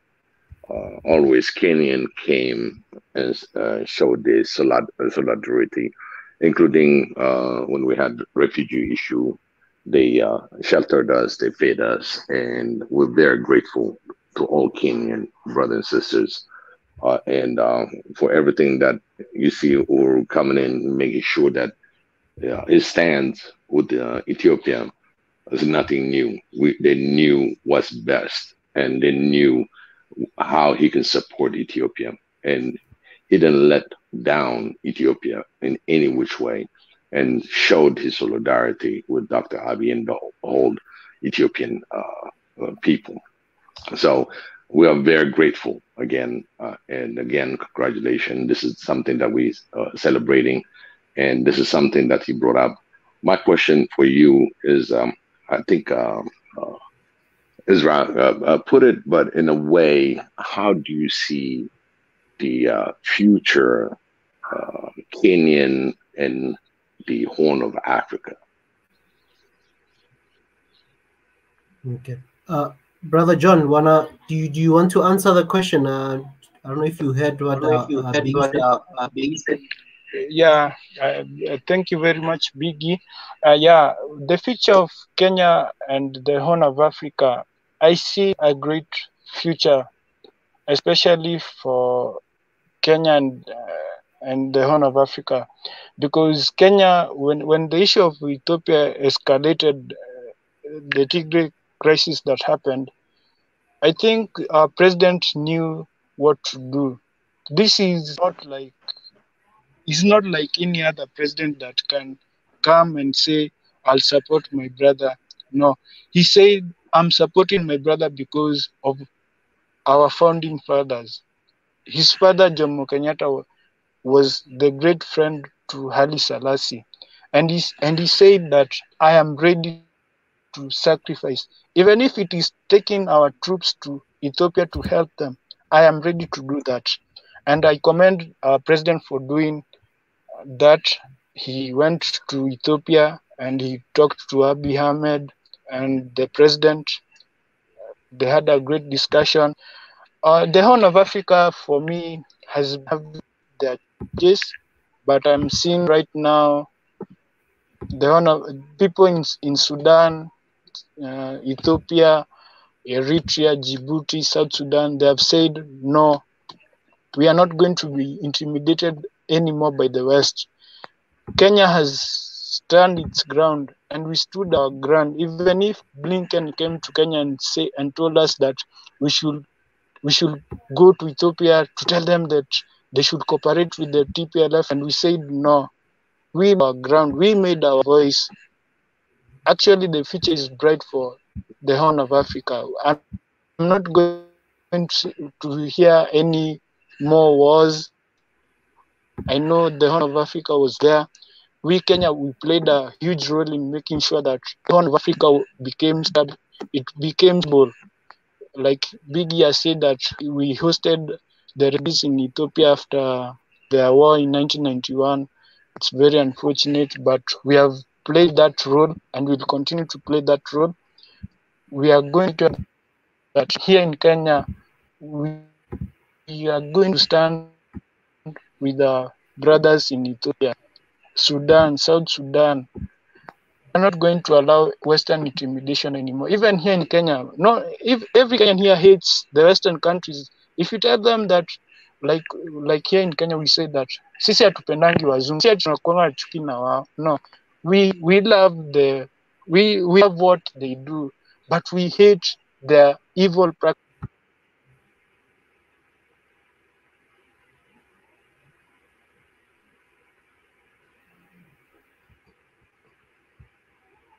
I think we lost John again there. Yeah. But just another picture of our late president and late Imperial. This is an old picture. So Yeah. some of the things that he's mentioning for the guys who are young like myself, but who do a lot of history and a lot of reading. These are just some of the content, because some people don't know that Ethiopia and Kenya also have a long standing relationship. It's not something that's new, but it's been there for the longest time. Just pictures that I would love to share whenever somebody shares about some of the old history and whatnot. John, are you back? Yeah. Yeah. Continue, bro. Technical issues again. Yeah, I can hear you loud and clear. Okay, I was saying that we Kenyans will continue standing with our brothers and sisters in Ethiopia, Sudan, because if Kenya like I've said, that if Kenya, something bad happens to Kenya, it will affect the Horn of Africa, because we have played huge roles in making sure that there is peace and stability in the Horn of Africa. And thanks to everyone for actually sending their congratulatory messages in celebrating our 58 years of independence. I feel appreciate, because we don't take it for granted. Like I've said, it's through God's hands that we are here today. I've gotten many things from Ethiopia. I know Ethiopia very well because I studied Haile Selassie back in primary school and high school. I know he was the Lion of Judah, and he was a great leader. And that period that you have shared, I can see our founding father and Haile Selassie, they were great friends. And even when Haile Selassie died, Jomo Kenyatta would have loved to go. He would have loved to go for his funeral, but he wasn't like Jomo Kenyatta was not a fan of traveling like Magufuli, like him. But he used to send his vice president Moi, and we stood with Ethiopia even after Jomo Kenyatta died. Moi went to Ethiopia and engaged with the Ethiopian people, and also when we had the terroristic attack bomb here in 1998, Zenawi sent his condolences messages to President Moi. We thank him. And also when Zenawi died in 2012, I really felt bad that he died at a time whereby Ethiopia was experiencing a great economic strife. Yeah, I can see this picture. This was back in 2018 when Dr. Abiy Ahmed was visiting Kenya in 2018, and we continue with that relationship between our two countries. We don't take it for granted. I really I feel proud that finally Dr. Abiy Ahmed can go back to at home, because he has been at the front line. He has defeated the enemy TPLF. I think he's this leader that he's ready to die for his country. Actually, I was really inspired by him for taking that risk. I know it's very difficult for many of us here to take that risk, but Dr. Abiy Ahmed stood his ground, and he has. And I don't mind what people say that that Dr. Abiy Ahmed was foolish, that he went. What was he doing in the front line? No, if you don't understand what he was doing, then you're not supposed to open your mouth. You should shut it up, because what he was doing something that, yes, he was ready to take his life for his country. This is Ethiopia. He said, I'm going to die for Ethiopia. I'm going to die for the Ethiopian people. And the Ethiopian people, don't lay low. Continue supporting your prime minister. You elected him. He's actually one of the best prime ministers in Africa and in Ethiopia. I'm not saying this in order to drag his name. No, I know Zenawi was a great prime minister, Haile Selassie, but I see Dr. Abiy Ahmed reminds me of Menelik II, whereby he defeated the Italians during the Battle of Adwa. So Kenya and Ethiopia are continuing that strong ties. Even the LAPSET project, we involved Ethiopia, and we will continue involving them. And actually, we urge all Ethiopians, strong, be peaceful. I know you're great people. You love your country. I'll even one day appreciate to come to Addis, one of the greatest cities, home to the African Union. That place I'd like to come one day, if maybe this COVID goes away. I'd love to come to Ethiopia, and Biggie, continue doing what I love what you do. You are ready to die for your country. You know, even I am ready to die for, if something bad happens to my country called Kenya, I am ready to die for it. I'm ready to take a bullet for my country. I'm not going to allow somebody to say lies about a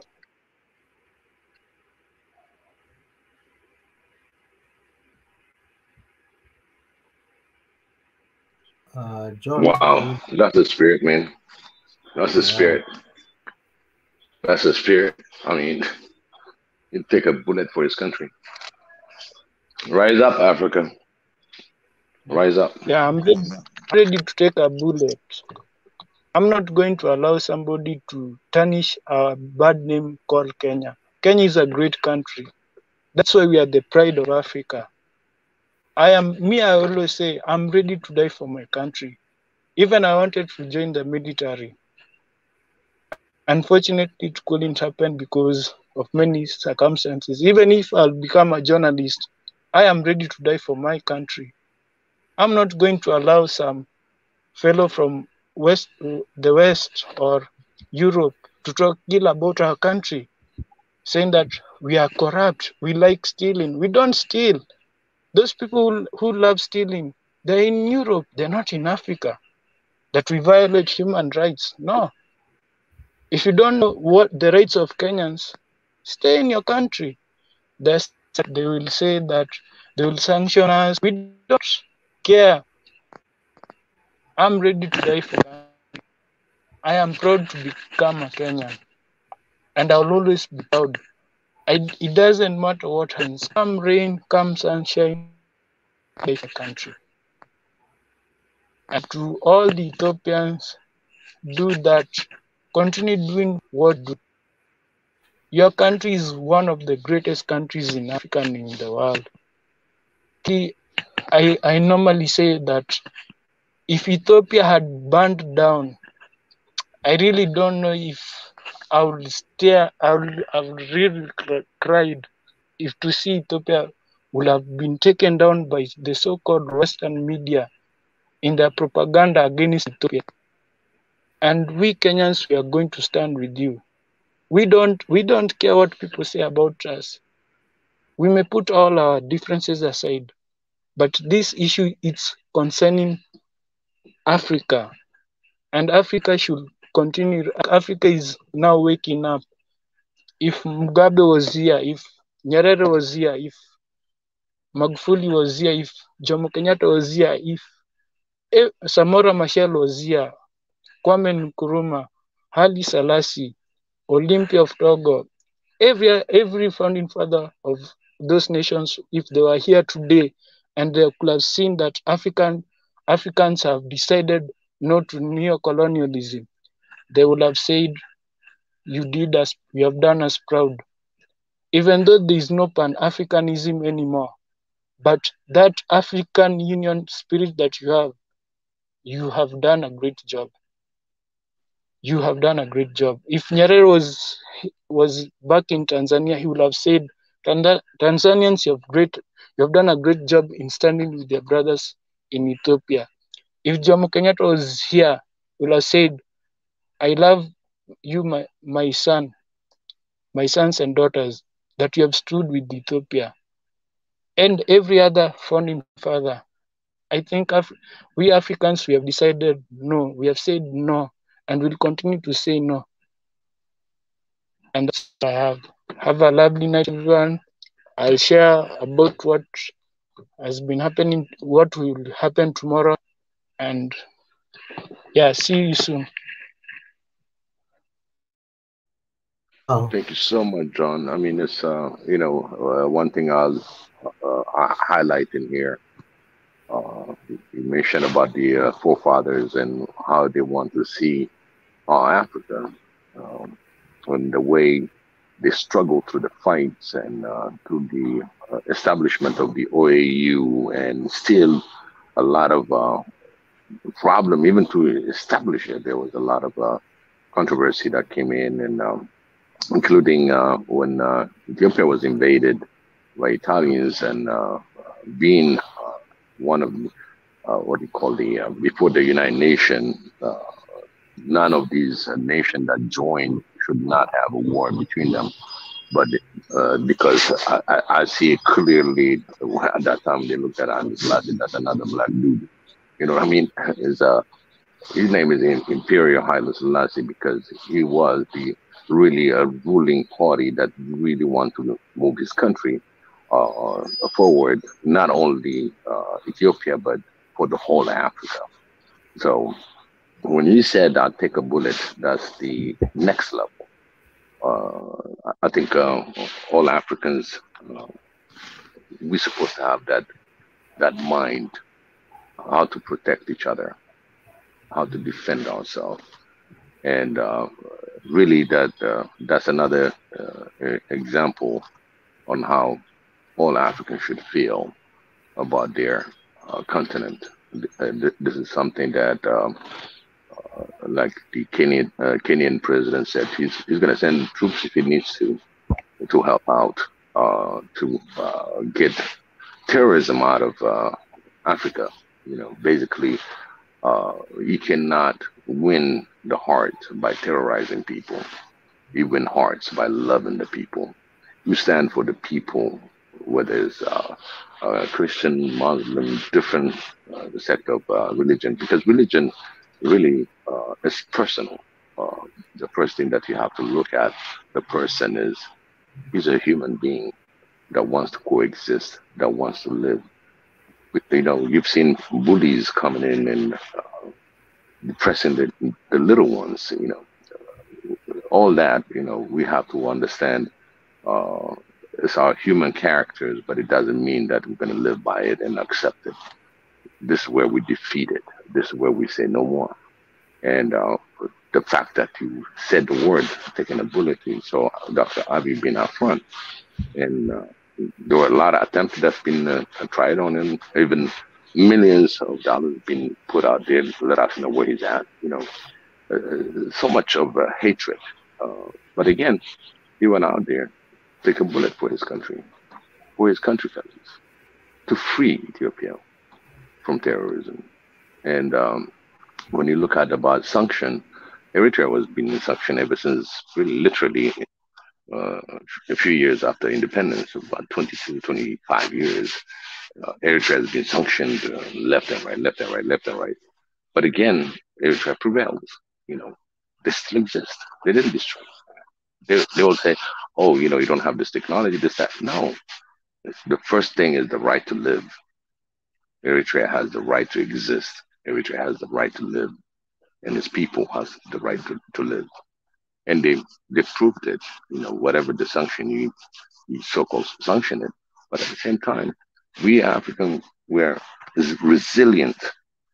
We can fight, and we can really show who we are when it comes to true fights. Now, what we need is the unity.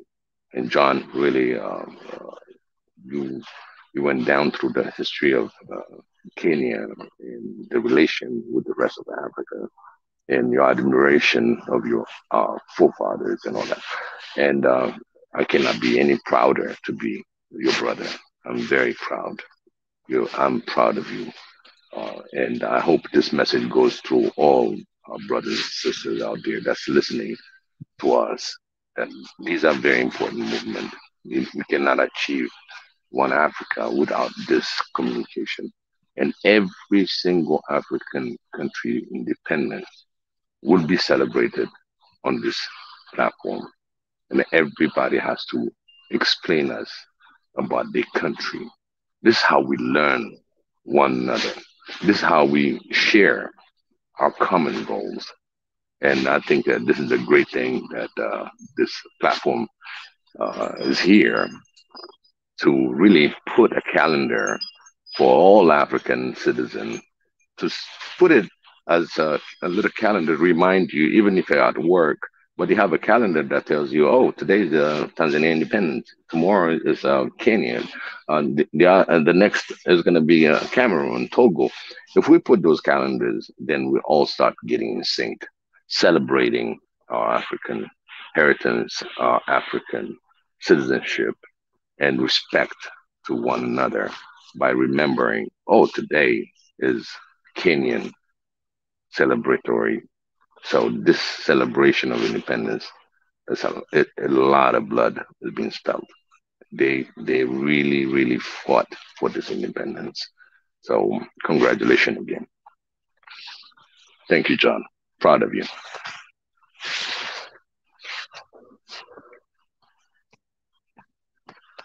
Thank you, Biggie, and thank you, John, for reminding us. To those who don't know, that tomorrow it's Jamhuri Day, which is the independence of the Republic of Kenya. They call it the Pride of Africa. So John had to emphasize that Kenya is the pride of Africa, and we just want to wish them a happy Jamhuri Day tomorrow, and we will be with them. And anyone from Kenya as well, if there's something they want to add tonight, feel free, and tomorrow as well. We will ask Mika to just give you a slot, guys, from Kenya, and just tell us the activities that are happening there as well. And remember, we just had the Tanzanian Independence Day as well, just a couple of days ago, and it's Kenya's time tomorrow. And feel free, the people of Kenya, if you've got a time to share with us what it means for you as Kenya, and what has Kenya achieved in those 58 or 57 years. I saw it was a debate about 57, 58, somebody said 60. So yeah, please just feel free to tell us what's happening, what has the country achieved, where do you see your country going, and as well, like what John said, that he'll take a bullet for his country, the way he loves his country of Kenya.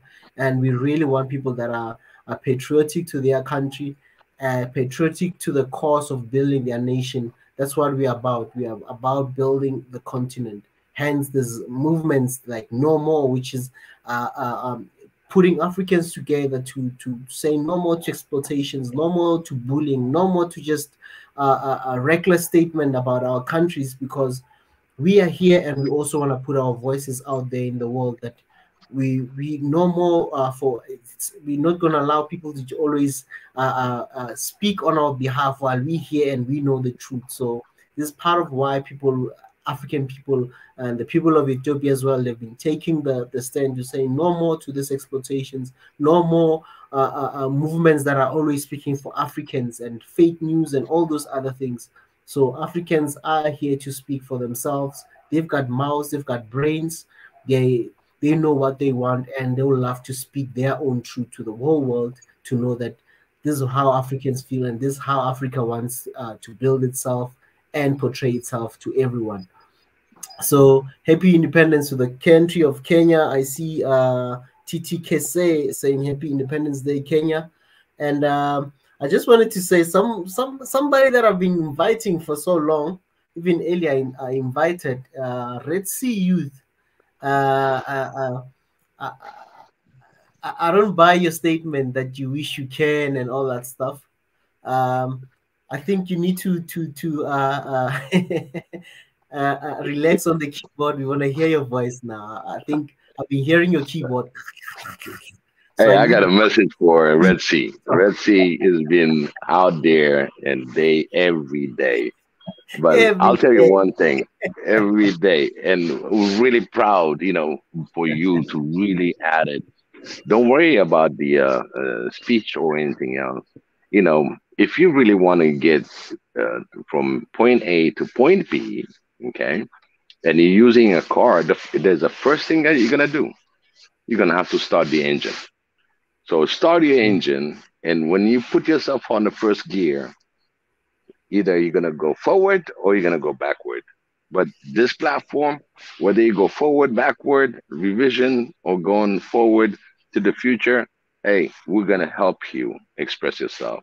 And if there's a language barrier or putting a thought together, we will help you even translating for your thoughts, because I really want to hear you, and really people understand there are real people that are out there supporting this platform.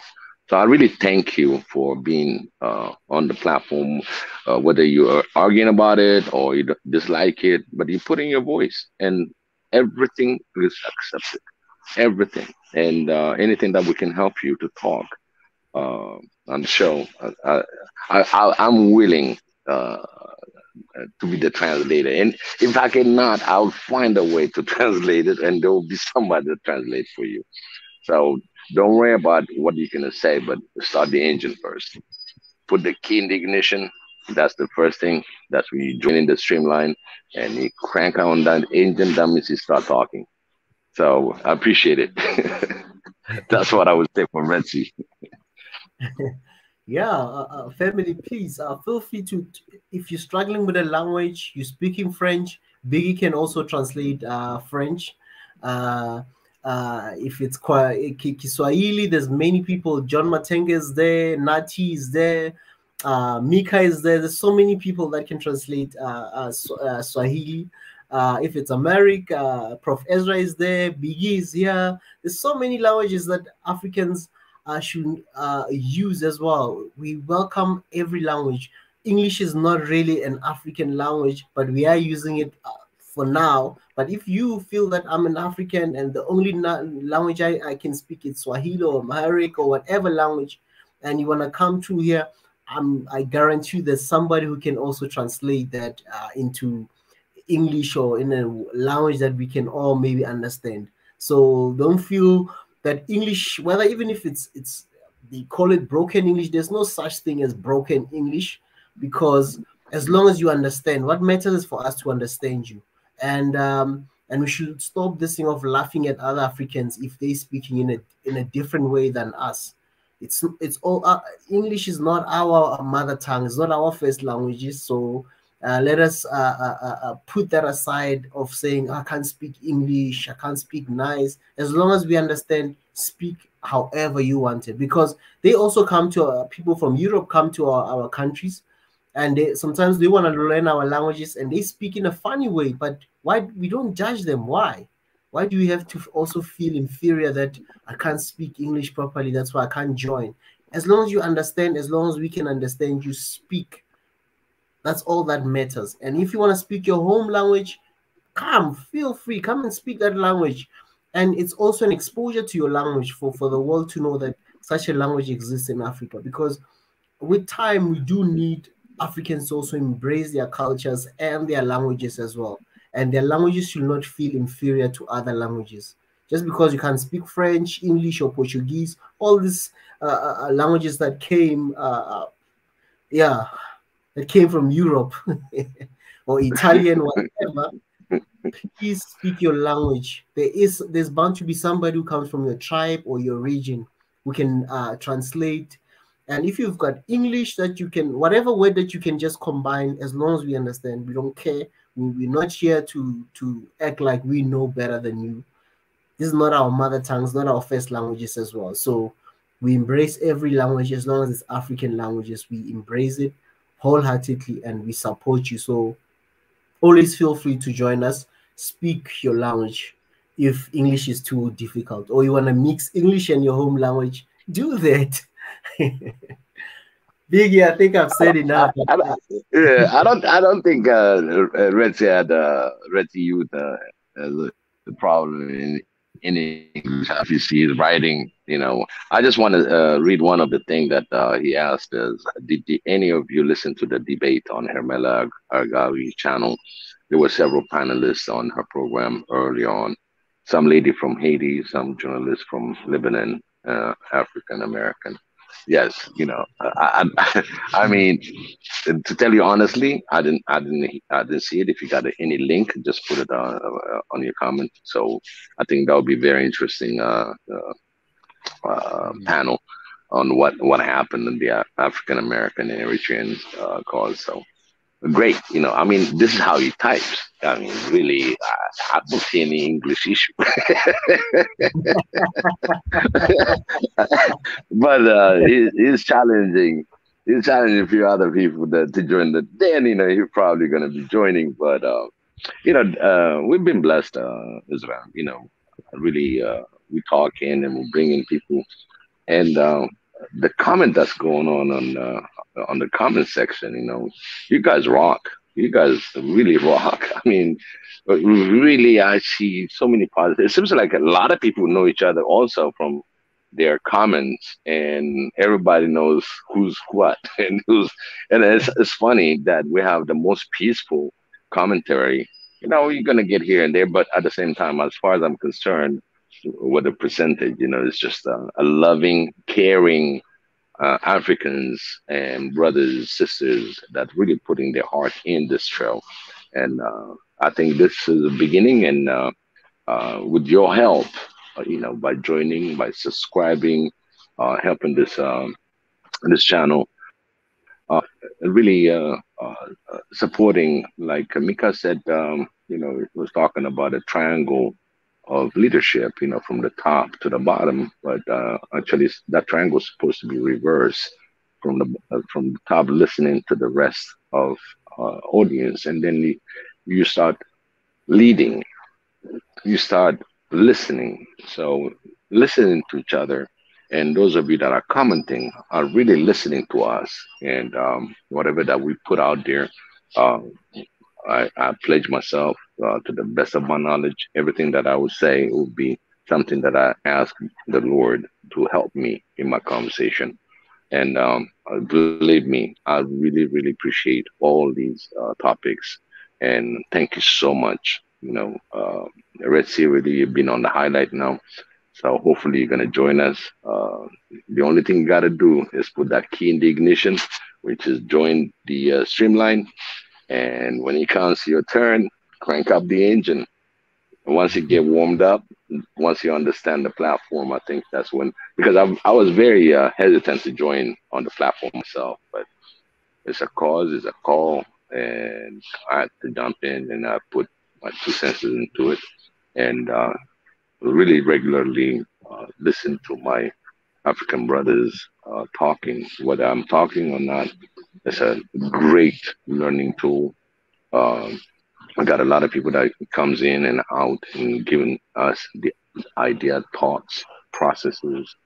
It sparks something inside of us to do something about it.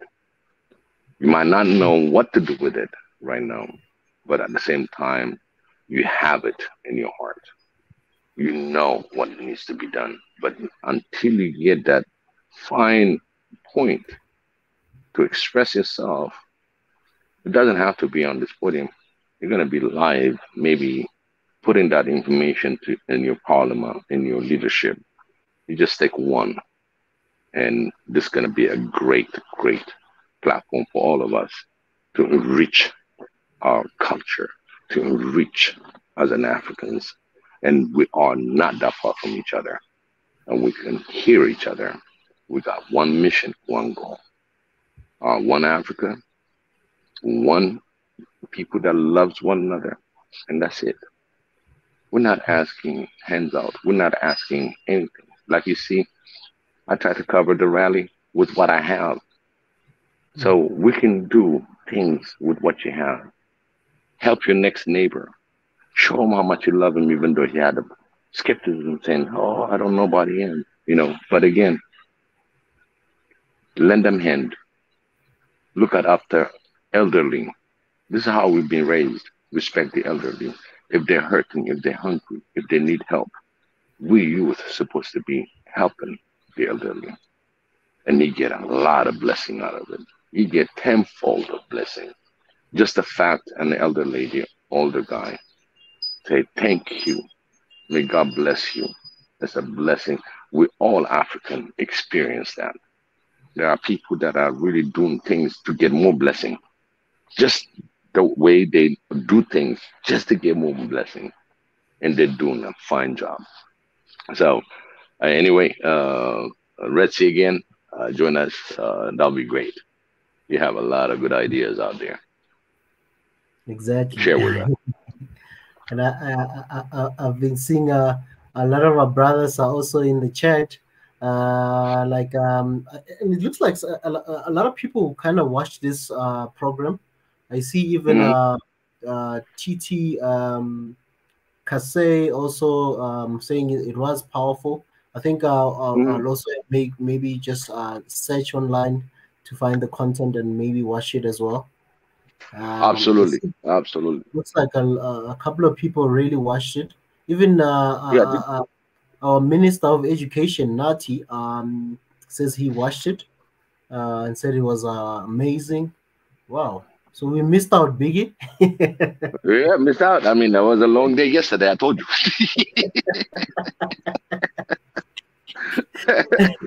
So we're gonna catch up. We gotta. Hey, truth, honest. You know, we didn't watch it as well. So I think somebody got to put the link on here. Did Minister of Education, Nati, Red Sea Youth. If you guys have a YouTube link, please just share it there on the comment section as well. Oh, okay. And it's just going to be much easier for us as well to absolutely. Yeah. And this is one of the things that I was telling you. We don't need to reinvent the wheel because the wheel is there. You know, just suppose that. You know, getting right on it. You get a link, you get it on it. So that saves you some times. Oh, this is going to be very interesting. I'd love to hear from Hermela. Hermela has been really the top on this movement, and we need to support her. We need to hear what she has to say. Literally, she quit her job, and she's on leave because she wants to put this together. So that shows you, I mean, leaving your bread and butter and for this one cause no more, it's a big sacrifice. She's putting herself as a journalist, putting it up front, and she quit her job, you know. So I think we've got a heroine in our existence right now, somebody that really we can listen, and somebody that probably have a better idea in such a movement. So she did a great job, and she's doing it. She's relentless, and she even got banned from Twitter at one point. I don't know. It's just she's a journalist, and she's putting herself out there. She's been targeted, her and her mother. So, like I said, you know, we got to protect our sisters. You know, told you, our sisters African, we got a strong African sisters, and all the men's, all African brothers know how strong our sisters are. I cannot, you know, they can put some sense in you before you even know it. So I'm very proud. I'm very proud of my African sisters.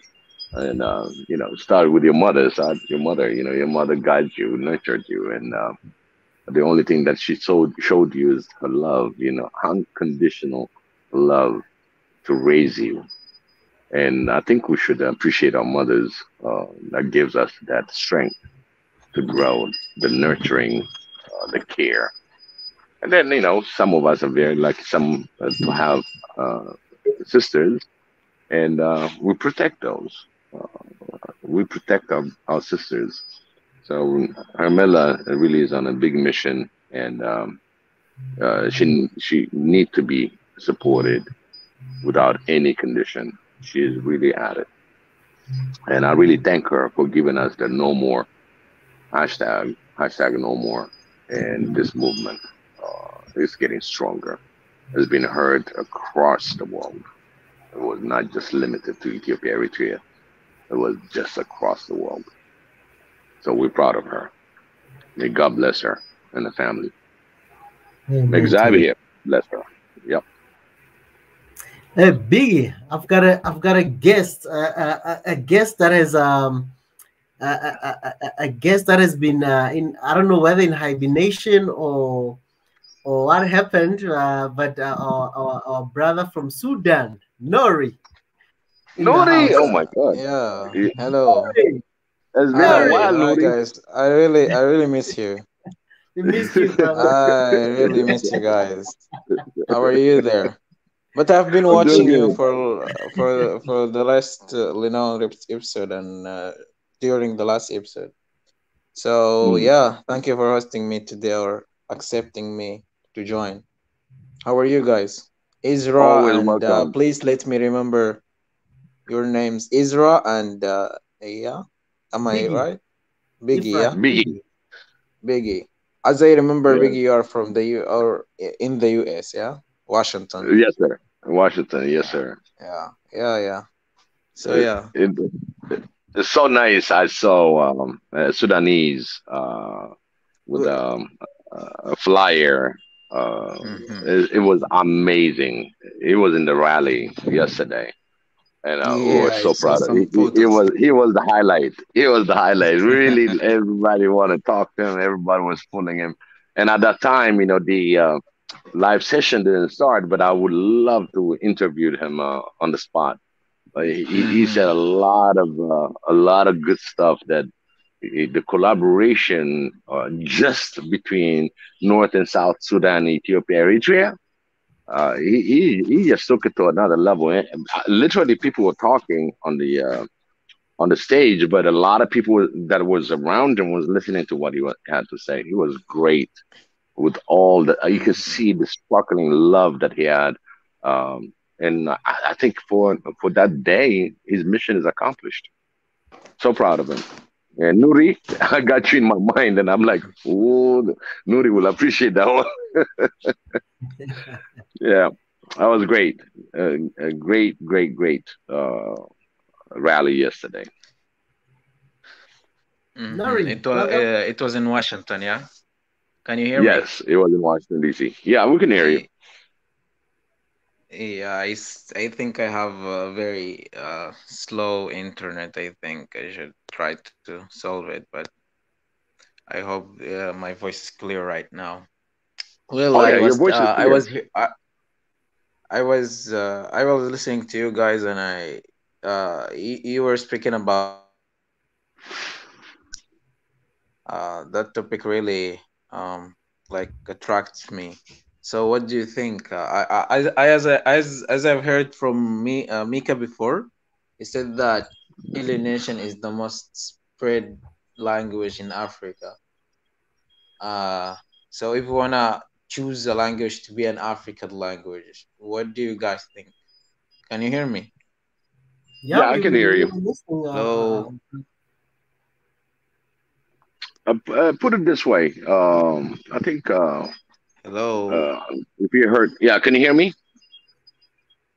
Can you hear me, Nuri? Nuri, can you hear me? That's right. Can you hear me? I can hear you. I think it's Yeah. Nouri's having a slow internet, as he said. Okay, let me just Hmm. reconnect him again. Nuri, can you hear us now? Yeah, yeah, yeah. Yeah, I'm Yeah, using the you data. I mentioned. think it's better. I hope to It's be Yeah. better better. on this. Okay, Now continue, we can brother. hear you.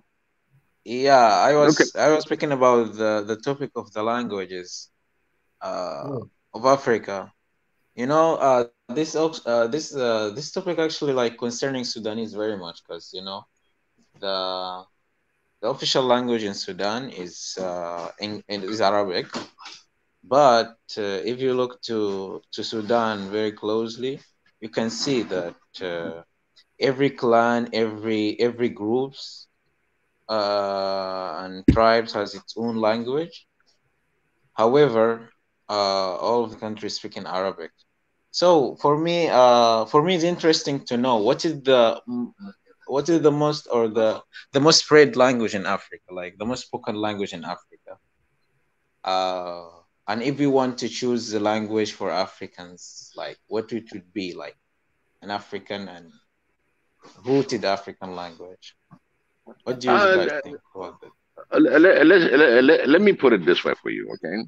One thing Mm-hmm. that Nuri, uh, Mm-hmm. what is the most spoken language in the world? You know, the majority will be Chinese, Or okay? or But English. uh, English is, yeah, Not your natively, school. I know, yeah. But I'm talking about from native wise, and Mm-hmm. Mm-hmm. now you're talking about the second language that always been said second language in America is Spanish. And when it comes to languages, it's how we communicate. Because if you're gonna go to United Nations, okay, you got all these nations that speak different languages, and they speak their own languages, and they get the translation. You understand?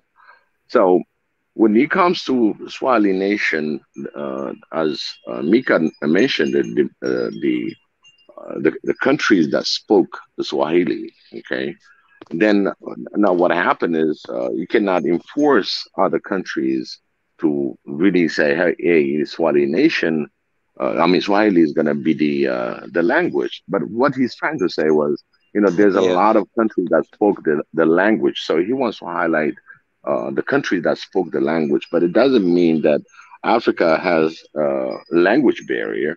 Yes, if everybody goes to school and learn English, or they go to French schools, and it doesn't mean it's the national languages. But in that fact, I had an earlier conversation. I said we got technology now that can translate you any language that you wish to listen to without any human assistance.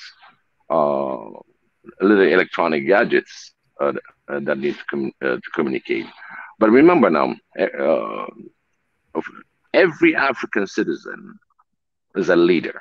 Okay, you are a leader by birth. Mm-hmm. Okay, Mm-hmm. you're being given that right. You got the free will. You can do whatever you want to do. Okay, Yeah. so that means you first lead yourself, right? So everybody's born Exactly. leader. So how you shape it into conversating with others, that means it start with your immediate family, right? When you start opening your mouth, that's going to be the first language that is influencing you. Because I'll give you an example, okay? Me personally, I was born in Ethiopia, okay? But my family are Eritreans, right? My father is Eritrean, my mother is Eritrean. So my caregiver was my grandfather's sister. So she spoke Tigrinya. So Mm-hmm. my first 3 years, okay, Yeah. it was Tigrinya. And that's what I only know until I got exposed when you have Yeah. guests coming in, little kids coming in. And sometimes I didn't understand Amarinya because whatever they spoken. I run to my grandmother and I ask her, "What did he say? What did he say?" Okay, I was a little, you know. So that means, you know, you can be a foreigner within your own country, depending Yeah. on the language that you learn. For me, I speak different other languages. I'm blessed with that, and I don't translate it. So that means when it comes to languages, again, you know, uh, the one Africa unity, okay, it doesn't limit to languages. We are open to practice our own languages, okay. And I don't know if you know, in the 60s, 70s, major language that they say official languages in the world was English, French, Arabic. Okay, that was one of the push of learning Arabic. In fact, my younger brother went to Arabic class so he can diversify.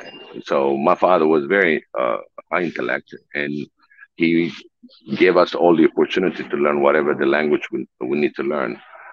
We got other family that speak Italian, so we got to learn some Italian in order to communicate with them, member of family. Okay, so language it shouldn't because Mika said Swahili, it doesn't, that's his opinion, okay, but it doesn't stop the movement. People saying, oh, Yeah. you know, we're going to be forced in speaking Swahili. No, Well, that's not what well, he wants to do. you know, why ask? Maybe I didn't ask it properly. My question is like, I understand, of course, as Africa is really diverse continent. I am Sudanese. My native language is Arabic, but actually my father and mother has their own languages. I mean, my father speaks Hausa, and it is very spread clan and language along Africa, and my mother speaks Fulani. It's as well Mhm. very popular language in the continent. You see, Right. however, because Sudan is officially speaking Arabic, and in the school they only teach Arabic, and I'm not managed well to study and learn and knowing my mother and father tongues. I end up knowing only Arabic. So Hmm. what I was trying to say in the question, that is not to take an official language and implement it in all Africa. It's impossible. But we, as an African, should embrace our languages.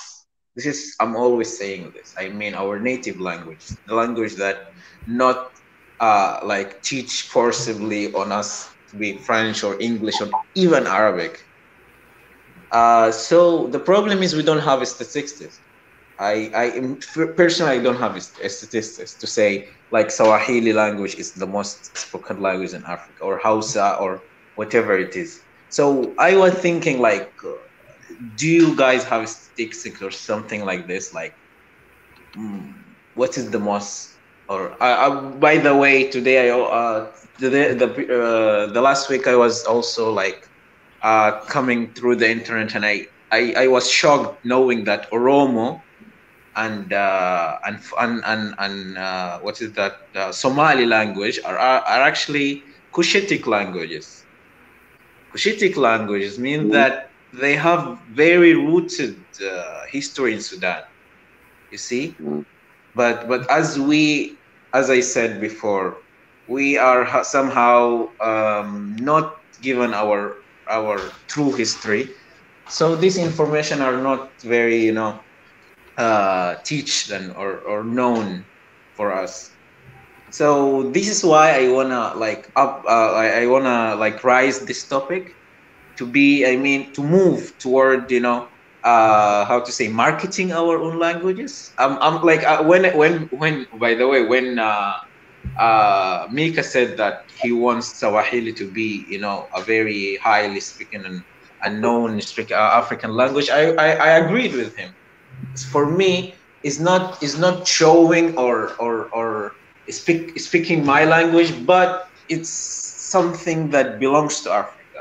And what's also interesting for me, that I don't know what is this language, but the Ethiopian language has letters. I don't know, is it Tigrayan or Oromo or what is it exactly? It has letters. So you can enlighten me and tell me like what is this language of Ethiopian that has letters? The Ethiopian letter comes from the Giz, language. It's like really the Amarinya, the Tigrinya, and all that. It's like our typical like Latin. Giz is pretty much was actually this is as old as the Aramaic language. Okay, one thing that really surprised me. No, as old as Aramaic. No, Aramaic.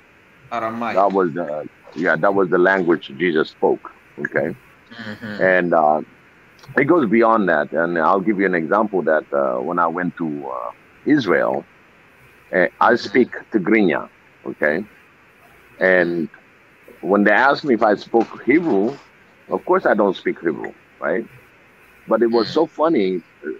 Some of the words that are used in Hebrew are also slightly with a little bit different of accents, but they are, hada, kalta, salos, arba'ata. All these numbers, we are close to also to the Arabic language. Okay, he said counting 1 to 10 in Arabic. Nuri, counting Arabic. Yeah. 1 2 3 4 5 6 7 8 9 10. Okay. Yeah. When you say sab'a, right?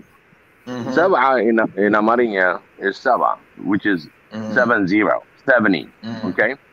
So, but since we know that hada, halaf, hada, قلت ثلاثة أربعة خمسة شدشة سبعة شمونة تسعة عشرة. You see how common that is?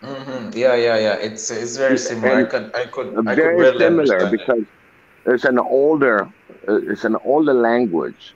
So that base brings it to be a written language. Okay.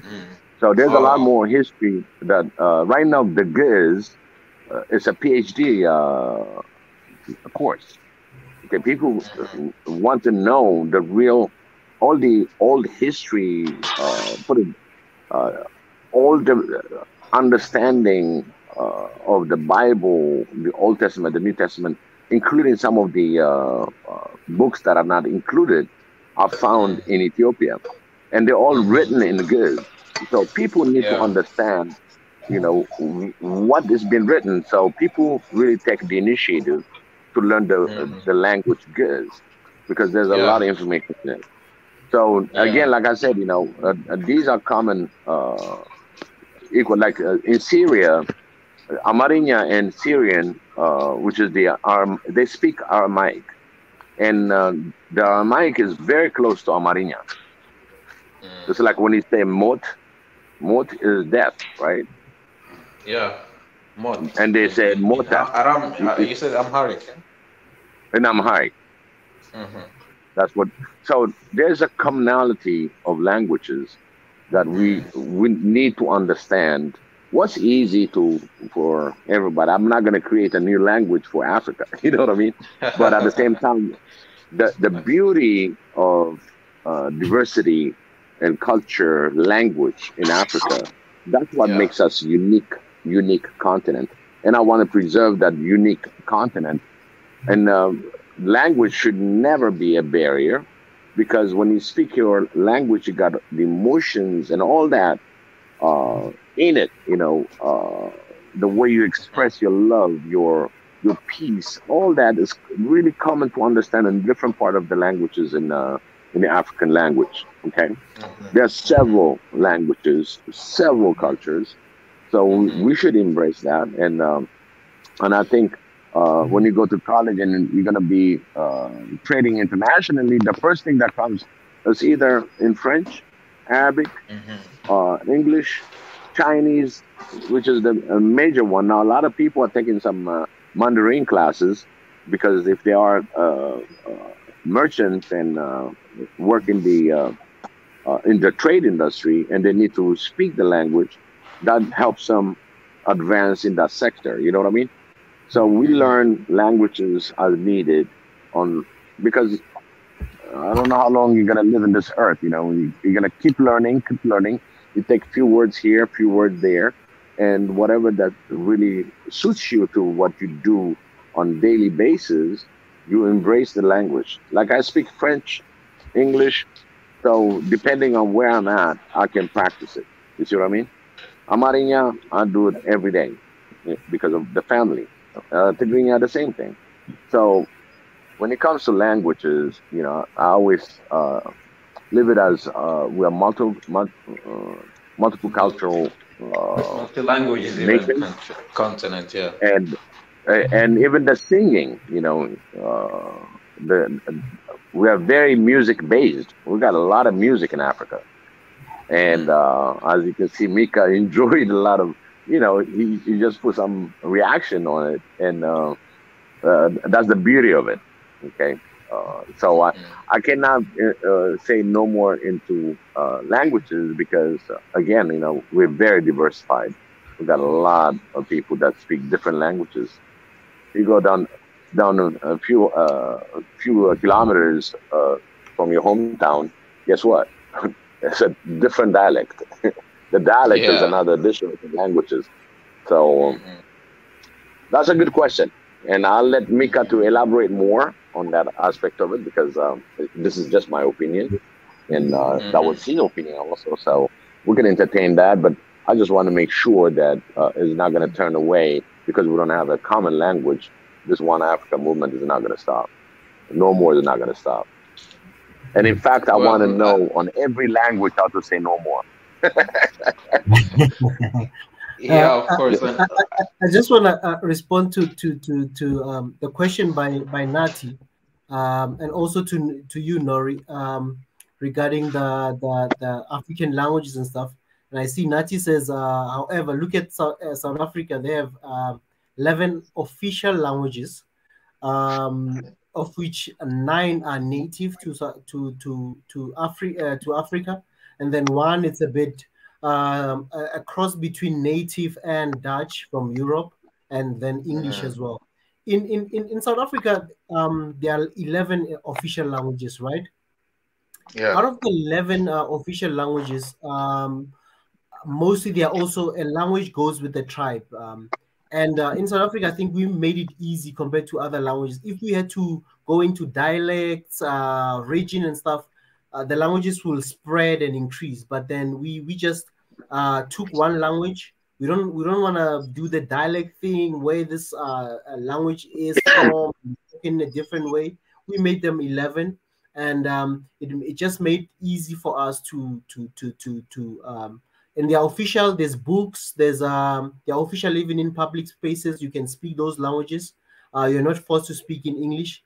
And hence, if you get a lot of black people in South Africa, in most cases, they won't first speak to you in English. If you're black, they'll probably start speaking to you an African language that they know before they can say, oh, you don't speak my language, then they'll go into English or another language. If they know your language, then they can speak your language. For example, I speak, I think 5 languages out of the 11 languages in South Africa for that matter.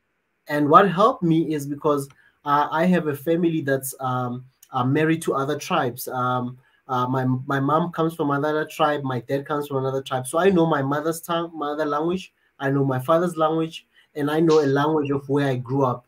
Also, let's say, for example, speaking isiZulu, you might be a Zulu speaking person, but you find that you grew up in a predominantly Sotho speaking region. Sesotho is also a language that is also spoken in Lesotho. There's a country called Lesotho, and there's another language that's also spoken in Botswana. It's also a language. The Setswana language is also spoken in South Africa. And funny that in South Africa, there are more Botswana. Botswana means it's a plural to say the people who speak Setswana, by the way. So Botswana, there are more tribes, there are more people who speak Setswana in South Africa than even in Botswana in terms of population-wise. So that's why South Africa shares a lot of languages and tribes with all the neighboring countries. And there's another country called Eswatini. Eswatini also, they speak Iswati, and then even in South Africa, there's a language called Isiswati, and it's also an official language. There's also a language in Zimbabwe called Isindebele. They also speak Isindebele in South Africa. And also in Mozambique, there are people who speak Tsonga Shangaan language. It's also official language in South Africa. So South Africa shares, in all the countries that it shares a border with, it shares a language and a tribe, people of the same tribe. So that you can see now where the borders came into play and stuff. So in South Africa, I think in all African countries, I tend to be corrected, but majority of us as Africans, we know 2 or more languages. So as I'm telling you, I know 5 languages that I speak. Wow. And I'm not talking about just knowing to greet, speak properly. I might not know the deeper things on other languages, but I'll say 70% of the time I can communicate with the person with at ease. And our languages in South Africa are more common as well. Like Sesotho, which is spoken in Lesotho, Setswana, which is mostly spoken in Botswana, and Sepedi, which is spoken in another province called Limpopo, which borders Botswana, Zimbabwe, and Mozambique. Those languages are common. If you speak one of those languages, you can communicate with. If you're Botswana speaking your language, you can easily speak to somebody who speaks Lesotho, even though there will be words and certain things that are not common, or the tone and the dialect might be a bit different, but you guys can literally hear each other as well and communicate.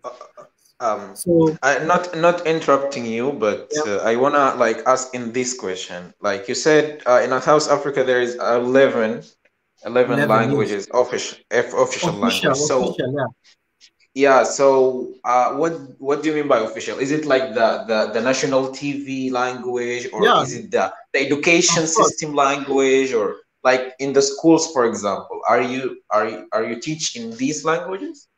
Exactly. When we say 11 official, it's spoken in school. There's also subjects that you learn in that language, depending on the region where you come from. If you are coming from in many African countries, you go to a region or a province or a state where, let's say, they speak isiZulu, you predominantly will hear, even in the school system, you'll have people that speak that language, and then English as a secondary home language, and then other subjects and whatnot. So there are 11 official languages. The news in our country, there's news. You literally can, around 5 or 6, I can be watching news of a different language on the national broadcaster. The following day, it's another language. They rotate. They give each language a chance. Even our stories, in South Africa, it's much interesting, and it's easy for people to even communicate. Sometimes I might not communicate with your home language, but I can hear most of the things because TV, music, I hear most of that language. So that's the beauty of making more languages official instead of one or few. But then now, obviously, you need to invest in resources, school books. Those things are also, there's vocabulary for those subjects as well. I mean, for those languages, they are official. Even in government, there's posts and boards where they write in different languages as well, because they are all recognized. Because remember, most of the European languages were mostly used to suppress other African languages before democracy. So when democracy came, the Mandelas and the people that were involved, they said we need to officiate and make sure that all the languages get the same structure, and no language or no tribe feels higher than the other. That's why they had to make all those languages of different tribes official, and also have the news, even in stories. In South Africa, when you can watch a story, right, and hear almost 4 languages, in like different characters speaking different languages. And sometimes listening to a story where somebody's speaking isiZulu, then there's another actor speaking isiSwati or speaking Sotho in the same story, not just one story where there's just one language. And you do get stories that are like that, where it's just Zulu only or Sesotho only, or predominantly one language than the other. Then the storylines that are more English-based or Afrikaans. But so that's why it makes it easy for South Africans to understand each other. South Africa, you want the tribes, even though there's different tribes, but there isn't too much tension about the tribe, because we almost get the same share, but not the same share at the same time. The big tribes always get more piece on the TV, obviously, but everyone gets some form of share on TV. You won't say, I live in South Africa, but I've never heard isiXhosa, which is the language with the clicks. the language of the former President Nelson Mandela, for example. This is Xhosa. So you hear every language. So because it's official, even at school, you might have if you are coming from, let's say Arabic was an official in our country. Maybe you come from a region where Arabic is mostly spoken in that state. You'll probably do your more languages in Arabic. You'll even hear Arabic news on TV, even Arabic stories, or people of mixed culture. Because now we're living in South Africa is more urban. It's an urban country in a way, in terms of people living in cities. I think we're around 60-70% urban people living in urban cities or towns. So people are mixing a lot. That's South Africa. That's why they call it a rainbow nation. And South Africa, it's one country where everyone is here. To be honest, if you look at for any African is here in South Africa, and even Europeans are here from different places, even Americans are here. So if you look at South Africa in terms of a country, it's not a monolithic type of country, or a country where you can say this is just these people, because you can go to a place and you find it's a mix. Well, in the cities, we are so mixed. At school, we are so mixed with so many people. So interesting. Going to the beneficial, it helps as well to help other tribes. So we remove the dialect things, because I've seen with many countries in Africa where you find that they'll say they've got 200 languages, but if you had to break them down and just remove the dialect, regional, whatever, and say you're speaking this, we don't care whether you speak your Arabic in a funny way, in an Egyptian way, or whatever. You just say Arabic. That's it. When we put the news, you'll probably hear the different tones of different news readers that, this person might be an Arabic from Egypt, or maybe from Saudi Arabia, or, I'm just making an example in this case. So we didn't really break it down into dialect. That's why other nations end up having 250 languages. But if you had to really break down the language, you find that other languages are sister languages. Like in South Africa, we have other languages that are sister languages, but we gave them their own independence. But if you look at them, we didn't want to break them. Like in Setswana, there's many tribes inside there, and also the way of speaking Setswana might be different. Even in Siswati, which is one of my home languages, they speak different from different regions and different places, So, but to officiate, to make it official, it also helps and expose each and every language to the mainstream media. It helps a lot in the country in terms of bringing people together, because if you're represented. I don't want you to go very, very far from this place. You can go ask. Yeah, quick question, Ezra. Those 11 official languages, do they have their own writing? Or what they use for writing? Exactly. They have their own writing. Each language has their own writing. In letters or in letters as well, in English letters, or Romanic letters, or English letters. It's mostly English letters because of the translations. In the late 1800s, when we started having translators, be it in the Bibles and stuff, because most of the translations started in the Bibles. Then it became it moved into languages as well. And when it moved into now the ins and outs of the language, is because a lot of Europeans were here when now the language was written and translated into the Bible. From the Bible, then it went into literature, school systems, by the way, when I say literature and language. And then obviously then storytelling came in, and poetry also came in. Then those things came into a language that can have a subject as a school. It became a school system, a language, once it had all the translation in language, literature, and other things that come with the language. Then my question was, yeah, bro. I just wanna add this question so we don't go very far from his place. Like historically, how this official 11 language has been chosen? Like, what is the base of this choice? On what base they choose this language? It was based on as I told you earlier. In South Africa, a language goes with a tribe, and some of the languages, the way they are also chosen, right? When we say Zulu is also a language and it's also a tribe. You understand? And again, there's also a history that I would love to share one time about how the Zulu kingdom came about. There are many other tribes, but the language was isiZulu, right? That became an official language called isiZulu, but there's many tribes, and also how the so-called the real Zulu tribe, a clan, there's a clan called the Zulu people, which is a monarchy, one of the highest ranked monarchy, because of they were warriors, the Zulu people. But there are other tribes who also speak the same language, but who were not really Zulu people, or who didn't really say they are the Zulu clan or whatnot. There are other tribes, but that's a history for another day. For now, for simplicity, the Zulu-speaking people as well, they have they, like, for example, it's a clan, it's a name of a clan and a name of a language. When you said isiZulu, we're talking about a language and a people. And when we say Sotho people, we are talking about the people who call them Basotho. They are Basotho, and their language is called Sesotho.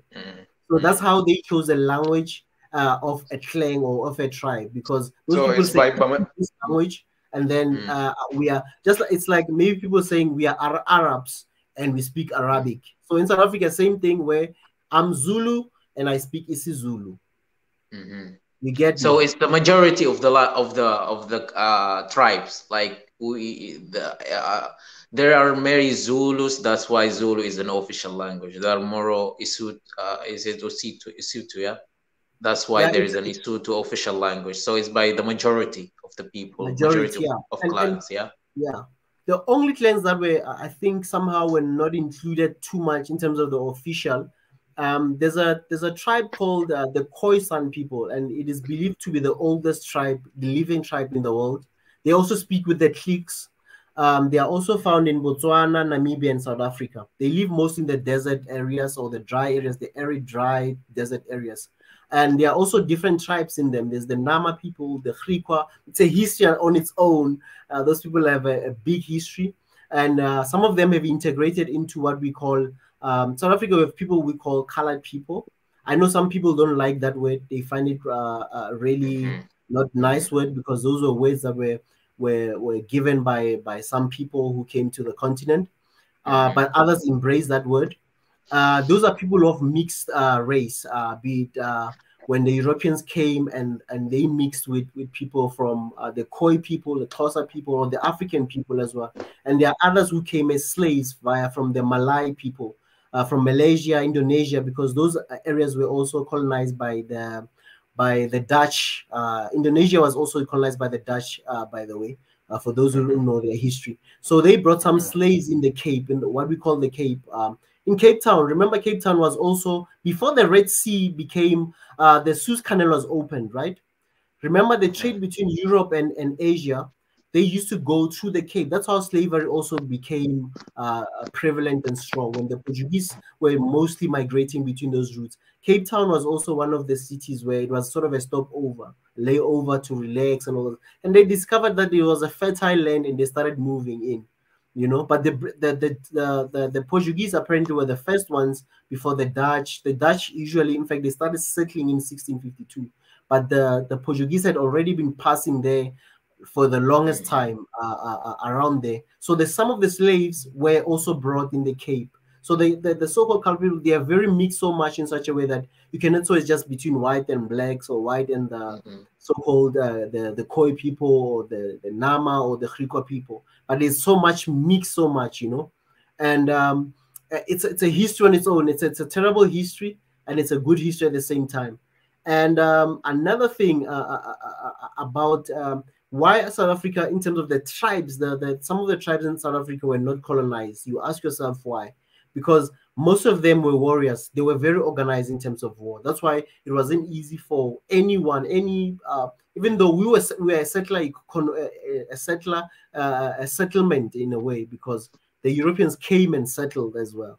So unlike other nations where they were controlling from somewhere else, and it was hard to conquer the tribes in Southern Africa, especially South Africa, because most of them, the Zulus, were intact in terms of war. And then they fought with the British. They fought so much. The wars happened so many times, because the tribes there, we were the tribes that really refused. We never gave our people, even though our enemies, we never gave our enemies away to the colonizers. We fought every household, whether you were defeated or not, but it was with the fight. And we never allowed, we rather die than to be captured and be taken to other places.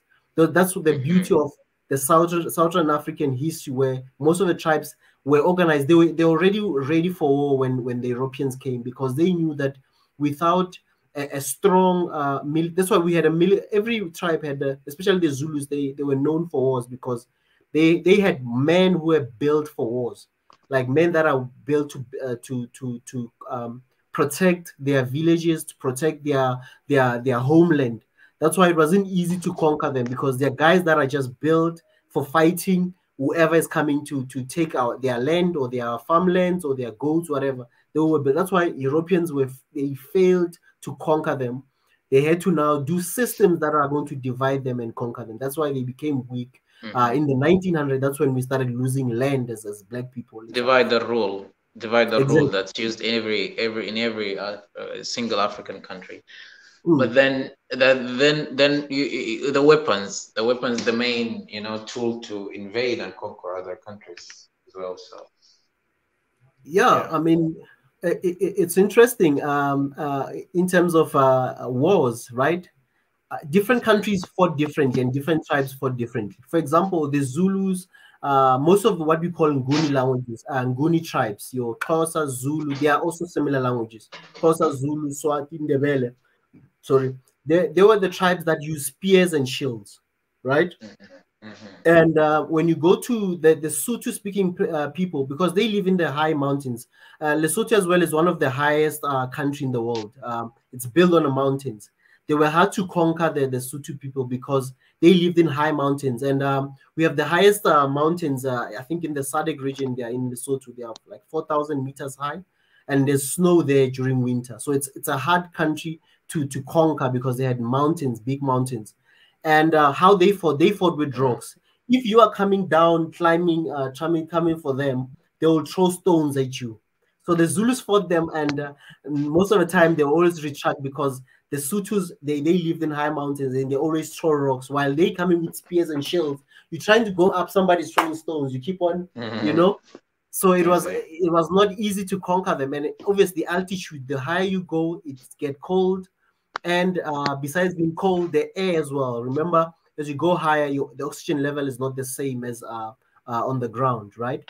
I don't know if you know about the geography. Strategies, war strategies. Good. So those are the countries. Even part of what helped Ethiopia to win the war with the Italians, somehow the altitude also came to your advantage, compared to if you were just a flat land where the Italians could have just rode their horses and came and attacked them. But now the altitude to go high to those mountains, and the mountain you can never, if you've climbed mountains, or we do hiking in South Africa, it's just one of those activities. Any mountain, in most cases, you can't climb it straight. Remember, you normally have to go. Exactly. So, and it's tiring. If you're not fit for that, you won't make it. You'll make a U-turn. So, different countries, different people fought differently, and there are tribes that they'll fight with an ambush strategy. They will never fight a combat. While the Zulus, it's combat. It's man to man. We fight. And they had wars. That's why, if you remember, during Shaga's reign, the Zulu people became the most feared in Africa, because they were winning more wars and they were taking land. Because remember, back then, wars were about the wealth of any nation. If Nori, your land is fertile, you've got cows, you've got all these nice things, and we conquer you, we take your loot, we take whatever you have, we take your wealth. And some kings, when they knew the war was coming, they'll run to other tribes and join them, say, "Oh, help me, shelter me, so and so wants to kill me," So, but yeah, that's how it was, Nori. We don't have that history of people being taken in South Africa for slaves. Slaves were brought to South Africa by them. That's great to hear.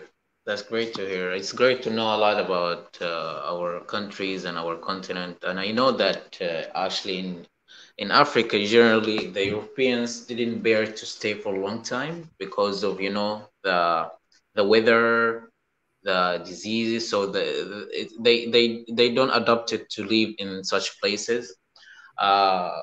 What also people don't know is there are many African countries that really defended itself against the slavery, including Sudan as well. Sudan has been defending itself from Arabs actually for around 800 years, you know, until the Arabs like start mixturing and immigrating to Sudan and all of that. So with the time, and also like people starting to adopting Islam and language, by the time, that's what's make it like really uh very wide speaking language in Sudan.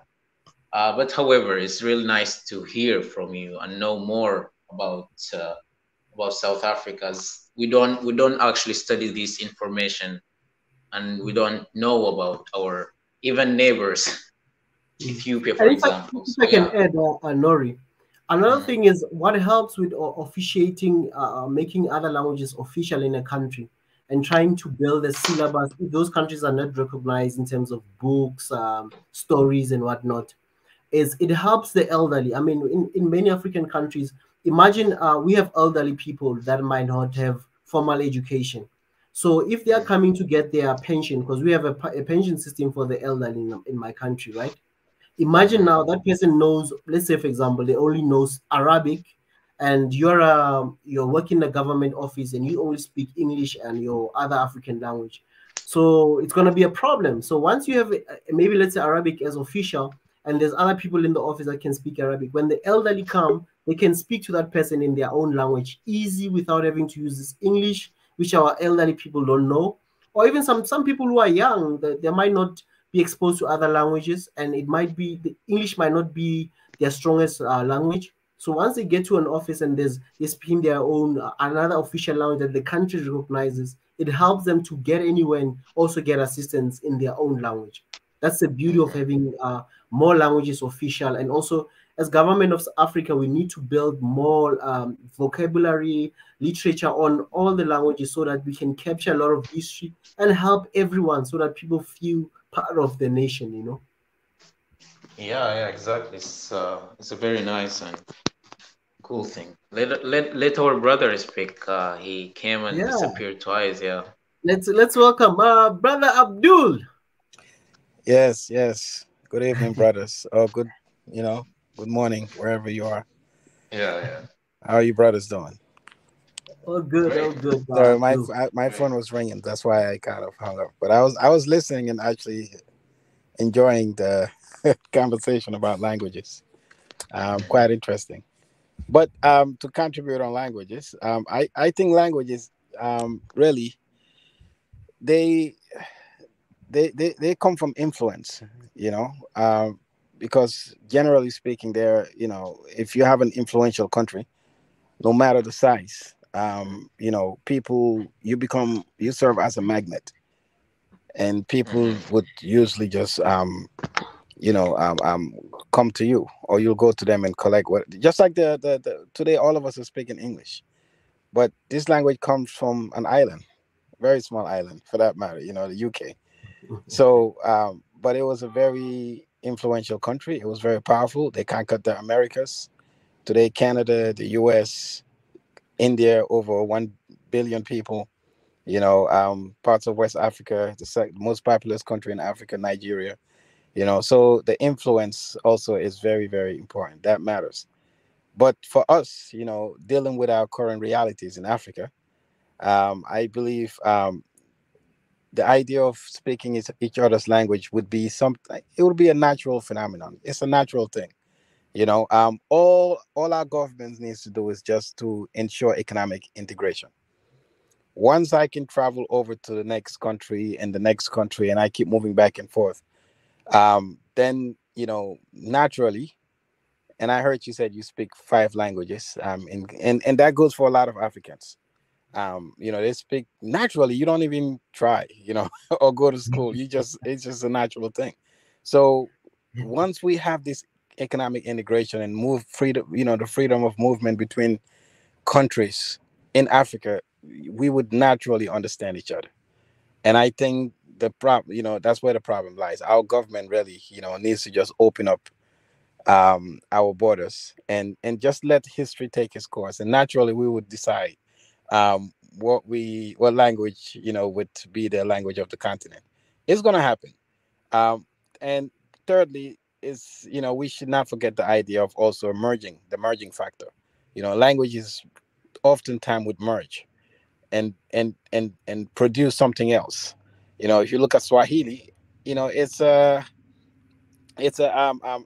local indigenous language, of East Africa, and with Arabic and perhaps some Persian mix into it. It's just came up with, the interaction of, Arabs coming into Africa and Africa meeting up with Arabs, and something came out of it, and Swahili was born out of that. So sometimes languages do create. So you never know. Maybe when West African languages and Southern African languages and Eastern African languages meet somewhere in the center, maybe we might be 200 years from now, there might be something different that is mixed with some Amharic and some Zulu and some Yoruba, you just don't know.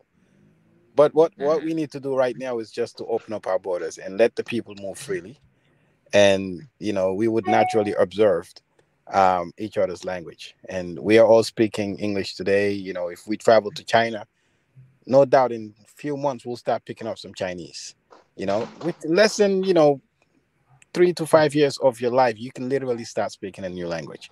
So these are not something that are far-fetched.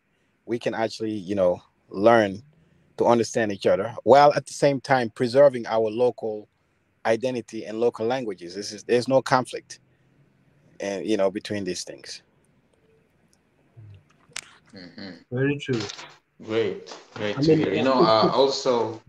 Also, as I'm living in diaspora for 5 years, it's really noticed that Africans manage to pick language very fast, compared with other people, and this is very noticeable here in Europe and Ukraine. People like learning language, African exactly, learning language very fast, and that's a feature of us as well, as I believe. So you mentioned something very interesting about Sudan. So they speak Fulani there, right? Well, yeah, Sudan is also like very mixed country, and we have Fulani people, we have Hausa, we have Bija, we have Wow, Nubian languages in the south, Dungulais, and many languages. But as what I'm trying to push in Sudan is to make like South Africa, like the same example of South Africa, use different languages, not only Arabic, but also like make some languages. I'm not trying to push mine, but as well as at least the most spoken languages in Sudan. I don't have a statistic for this, but I really want to, make this direction and try to push in this direction. We have Fulani, we have Hausa, we have many other tribes. Zagawa in Darfur place and Darfur language as well. You see, so yeah, as any other African countries, we have many languages in Sudan. Yes. So I wasn't try to say like let's use one official language for Africa. It's like I don't know, but I think it's impossible to have this thing in Africa. But what I'm trying to say is to embrace our languages. This is what I'm trying to do. Embrace and use our languages more than the others. Yes. And just to add on what you're saying, is this is how we can really prevent, tribal conflict, because people always use excuse of being subjugated to discrimination or marginalization. And to be honest, most African countries do recognize a lot of these languages.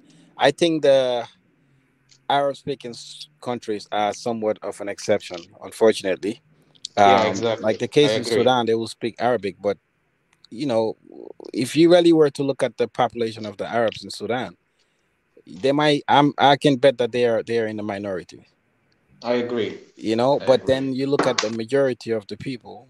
They they're not they're not embracing their past. It's a cool thing to be an Arab or to be with. It's just like the West, the way we deal with the Westerners. If you go to a colonized country, English-speaking countries, the closer your accent is to that of a white man, people have this perception that you're educated.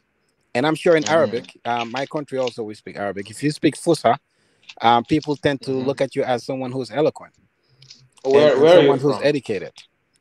You know, and that goes to French also. The closer you are to the white man who speaks French, you know, if your accent is very close to them, they look at you as an educated, you know, Franco-Franc, you know, person. So I think these notions, we have to really try to see how best we can break them and embrace, you know, the idea of being Africans and indigenous people, you know. There's this statement sometimes that was used in South Africa, where sometimes they used to say English is not you knowing how to speak English, it's not a sign of intelligence. So like just to remove the myths and the perception that people sometimes have been using because of economic reasons as well. To learn either Arabic, if you learn Arabic, you might be closer to opportunities. If you learn English, you might be closer to opportunities. So I think most of our African brothers and sisters, somehow in other countries, they are forced to learn those things because of economic reasons. Just like when somebody's in China, for them now being forced to learn Mandarin because you're more likely to get more opportunities if you know the local language. I think those are the driving factors for many people on the continent, even outside the continent. Yes, exactly. I agree, and that goes to us having this economic integration, because once people have no reason to go out of Africa, then, you know, because we have so much more within, you know, even when it comes to tourism, you know, there's so many terrains in Africa. You know, you have places that are extremely cold in the mountainous areas. You have places that are desert, like Namibia in the Sahara Desert. You have places that are tropical, like the Congo. You have places, I mean, we don't even need to get out of that continent because everything is there. You know, the attractions are there, the people are there, the languages are there, the culture is there. Everything is so rich. The natural resources, most important, you know, they're all there. You know, so the idea of learning from each other and learning our language should be a very easy thing to do if we don't see the need to go outside and learn and go to China. There are so many Africans learning Chinese, you know, not because they want to learn it, but because they have to travel there to survive. You know, Italy, there's so many Nigerians in Italy, everywhere in Europe, they were just running over there, you know, and easily within few years they start picking up on these languages. So it's definitely possible. I see, you know, perhaps in our lifetime we can start, you know, seeing the signs, you know, of people coming together and you know, learning each other's languages and not, you know,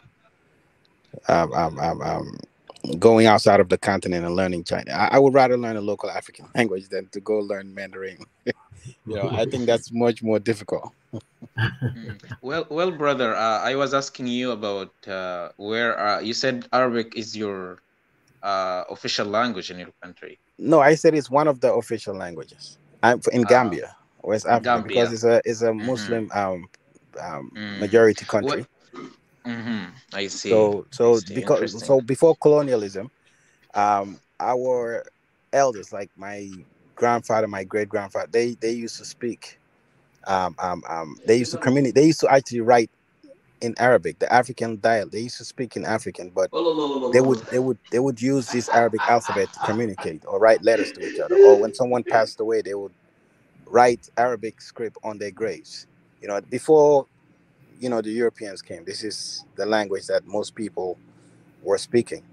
And because of the, you know, it's strongly intertwined with religion also. So, you know, it was embraced. And most people outside that are not going to English speaking school would, you know, back in those days would understand and speak Arabic. You know, so that became part of the language also. Brother Nori. Yeah. There's a question for you from Red Sea Youth. I don't know if you can see it on your screen there, about the Beja people.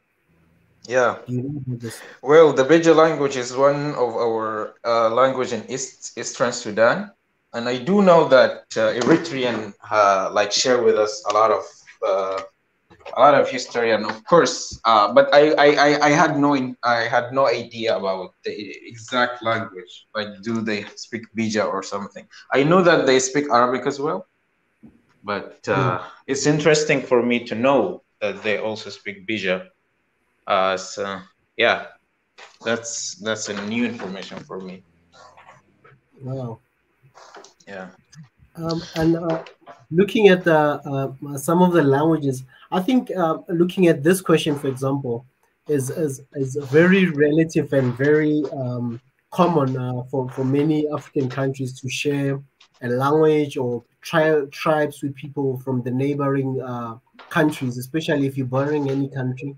As I mentioned, even here in South Africa, for example, we have tribes that are just across the border from each other, but they speak the same language, they follow the same customs. But now, because of the borders and whoever was colonizing that area they'll be given a piece of land, if it's a British or it's the Germans and whatnot. So we have all these borders because of mostly colonization. Hence, you still have tribes that are found in one country and found in another country. Even the Maasai people, if you look at them, how they are spread across many countries, Kenya, Tanzania. So things like that, you know. So I think well, it's more. yeah, even if you see the Fulani people, like we are in Sudan, we in Chad, Central Africa, Gambia, Guinea, and Mauritania, and Nigeria. So I mean, you can never divide Africa, because we are really, like, Africans are really living mixture in different countries, and that's also some beautiful aspect of our continent. I don't know, but I wanted to know from you that if Hausa people are really like also in South Africa, if there is an Hausa people a lot.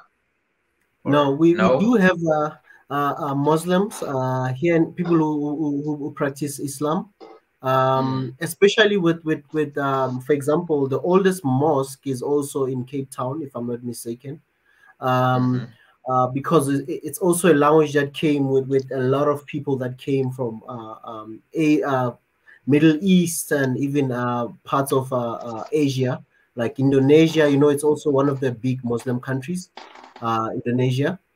I think it's the biggest country that practices Islam, and the most. So yeah, so there's a lot of history there. We have they are a minority. We are most South Africa, it's mostly Christian, but there are Muslims as well, people that practice Islam.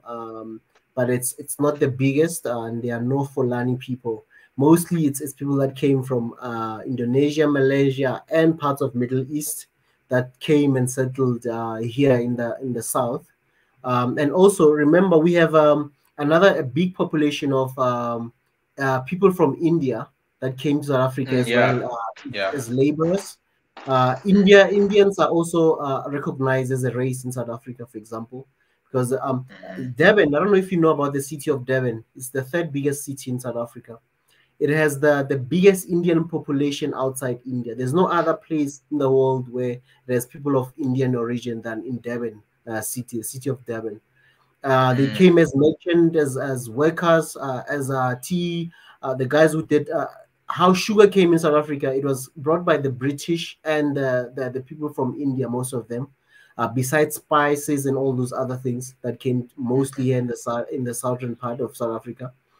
They came doing the sugar canes, the tea plantations, and also I think that history also impacted countries like Tanzania as well with their Indian population.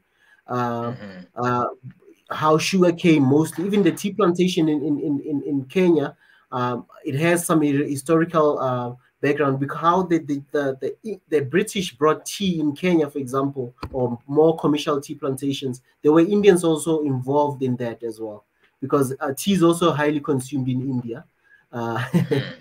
And that's how also how the Indians came in South Africa as well. They are in millions. We're not talking about 1 million. I think they are around 4 million or so. So it's a big big tribe, if I may put it that way. Yeah. And also wanna just back very fast to our Red Sea youth question about Bija. You know, I know that Bija, as I said, Bija, Somali, Oromo, they're all like Cushitic languages. So of course they should be, you know, spoken in all these regions as it's a shared history. So so yeah, it's just for me these days is really interesting topic because as I said before, to embrace our language is important, knowing that it's let us like trying helping us to read off of our how to say of the colonization, as I want to say. So it's important very much. This is all I want to say or speak for today, brother. I should go out. Can you hear me? Yes, I'm listening, Nori. I just wanted to find out, Nori, what's the other brother from Sudan who's doing Bitcoin and stuff? He still owes us a presentation because we wanted to come and do the Bitcoins and crypto stuff. Oh, actually, the unfortunate thing that we are together working at evening time or night time, so that's why it's really difficult for us to join. However, he's really interested in this and he wants to or share more about this. So I can actually invite him for more I mean sessions and conversation in the future. So we are around. We are listening to the broadcast and conversation, but unfortunately, not always easy for us to join. You know. Yeah, you must just speak to him whenever when he has a day off. If he can prepare something and just tell us maybe in time that on a Tuesday I'll be off in the evening. I would love to come and present. We'll give him the slot, and then I think a lot of people a while ago there were some people who were asking about because he had promised to come and do the presentation, and we didn't get any feedback or just an apology to say, hey family, I'm still working, I'm busy, let's reschedule. And they were asking, it's not him only, there's another brother as well, Abdi. He's in Sweden. He's also into crypto, bitcoins, I think even forex as well. So he's into all those things. So he also promised to do another presentation. And some people have been asking us about, hey, when are you guys doing this? They're interested, they want to learn. And yeah, just speak to him. So you guys and people are interested about crypto. Yeah, they because need a presentation about crypto. Yeah. Exactly. So yeah, I can ask him about this, and we can share more. Yeah, please speak to him, and then he can just send us what do you call this? A message. I think he has Mika's number. I do. Yeah, I do have it. Yeah. You guys can just send him. He can send him a message just to tell him, hey, I'm available this time, or myself. And if he has Mika's number, he can just send Mika and just tell Mika to create a slot for him on that day that he's not working, and then he can come and present his case. And yeah, I think we are a knowledge sharing platform as well. Africans, we don't just talk politics only. We need to empower each other in terms of anything that will make Africans to progress. And disclaimer to the people who are watching, we're not advocating for you to go do crypto, Bitcoin, whatever. That's your choice. We're not advocating for that. We don't have any sponsors of any of those platforms or those brokers. It's just for knowledge purposes why I'm talking to Nori about this. But it's for you to learn and see if you want to invest, because a lot of people want to also invest. If you want to go into that, it's your choice, your risk. As Swahili Nation, we are not saying go and do crypto, go invest in Bitcoins.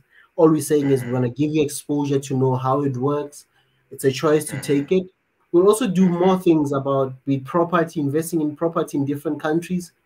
It's also knowledge sharing for those who are in the diaspora. As they are coming home and they want to invest while still abroad, they can also invest and do business so that people can grow and develop our nations instead of us just talking about governments all the time. We need to also empower each other in other things. Of course, that will of course. take us forward. I just want to share this information before I leave. Like, I mean, what is the lack of factories and manufacturing in Africa is also like one of the main reason why we cannot go forward. So I mean, it's very important. It's very important to invest in, and especially manufacturing and producing in Africa. So we don't import stuff. How to say import stuff raw, but producing them and then importing them. So yeah. I will save the number and send it to our brother, and then we will have more session and more conversation in the future. So you will continue, or because I know that we are praying in the end of every episode. So if you are gonna pray, I will be glad to be here with you. So and if you are continue, then I can leave as well, and maybe see you in the next episode. Okay, we can pray while you're still here, brother, because I don't see anyone coming in. I see a lot of people are on the text. We'll pray, but if the guys want to continue, we can stretch it to 4 hours. But for now, we can pray, and then I'll see if people still want to continue with the live. And then if not, then it will be shalom from my side. And tomorrow we back again. We're back again every night, every day. We're here pushing the agenda of the African agenda. No more One African movement. Yeah, no more. Yeah, no more. We're fed up of this. Yeah, with this. Okay, brother, so we can. You can go on. You can go on and start. Okay. Thank you, Heavenly Father, for this night. Thank you for this day that you've blessed us with. Thank you that we can come and share as brothers and sisters. We thank you for the opportunity, our Father, that you've given us as we are learning, as we are teaching each other about our countries, our nations, our experiences, our wisdom.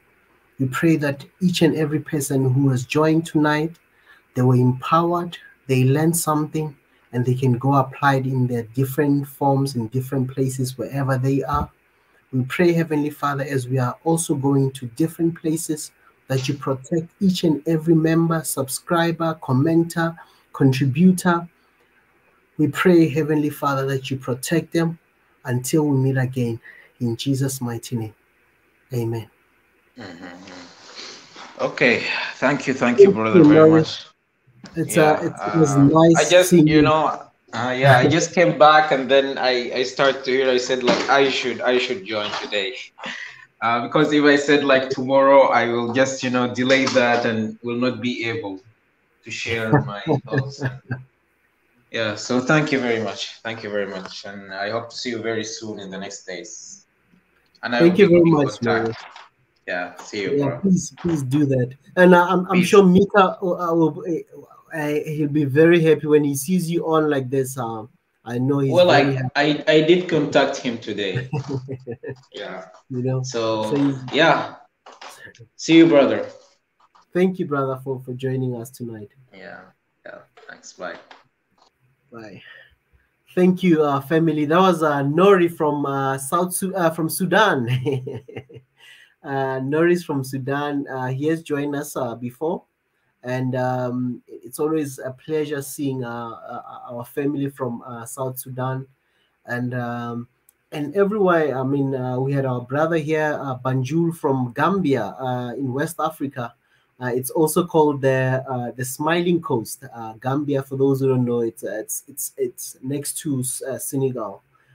It's called the Smiling Coast of Africa. It's in West Africa. So our brother Banjul Essence, his name is Abdul. Thank you for joining us. It's always a pleasure seeing you. And also we had my brother from Kenya, brother John Matenge. Thank you for joining us. And I just want to acknowledge also Biggie for always being here as the voice, the chief. I know I love the voice. Me and Prof. Kuru, we love the word. We love calling him the voice.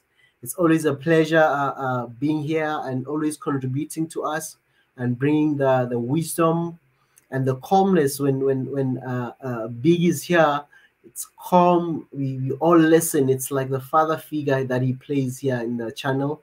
And I just also want to thank Biggie again and Prof. Ezra yesterday for the good work that they did for the field reports, all the live shows that you saw yesterday in DC and even in San Francisco, for playing a role, taking their resources, their time to be on the ground and saying no more on the ground of DC and even in San Francisco and the headquarters of Twitter there. I just wanna give a big shout out to Prof. Ezra. I know today he could not be with us here. I know it was a long sessions. Him and Mika had a long session. Mika as well. I want to thank Mika for his time and dedication. I mean, 2 live sessions yesterday that he did, and it's not child's play, family. This takes out a lot from you. And to be focused as well and doing the live show. It looks easy. We can all criticize and say, hey, but hey, brothers and sisters, it's a lot of dedication. And I want to thank all my brothers from Ethiopia, from any other countries that were supporting yesterday, the normal movement. There are many people that we want to thank. I mean, that some are not even on the channel, but everyone who availed themselves to go there and raise their voice. From our One Africa movement in the Swahili channel, Swahili Nation channel, we really say thank you for being the voice of Africa out there in America and everywhere in the world, because I know there are other people who are doing great things in any part of the world and who are joining us in the No More movement and other movements that are out there that are supporting African causes. So, and I would love to thank a lot of people that have been contributing here. And guys, if you still want us to take the live further, we can still do it. We can take another 30 minutes if you want to join and say just a quick word or say something. Don't mind. Feel free to join. But if there won't be anyone joining us, we've had a long session. We might say shalom and meet again tomorrow. But for now, I just want to ask if you just joined us or you've been listening and whatnot, please subscribe, turn on the notification button, like, share. Let's get the movement running and let's not stop now, because this is the time that Africans have to raise their voices and be out there and make the noise and do something. We are not that generation that's going to keep quiet. We are not going to be the generation that is not going to do anything and always blame others. We are a generation that's doing something for ourselves and our families and our continent. We are not stopping here. The normal movement, please support, join, continue joining and supporting every nation, from the nation of Ethiopia, from any nation that's going through hardship in Africa or anything that is anti-African. We're saying no more to that. Any lie, any fake, whatever, we're saying no more to that. We will raise our voices and we will say what we need to say and we will speak for ourselves.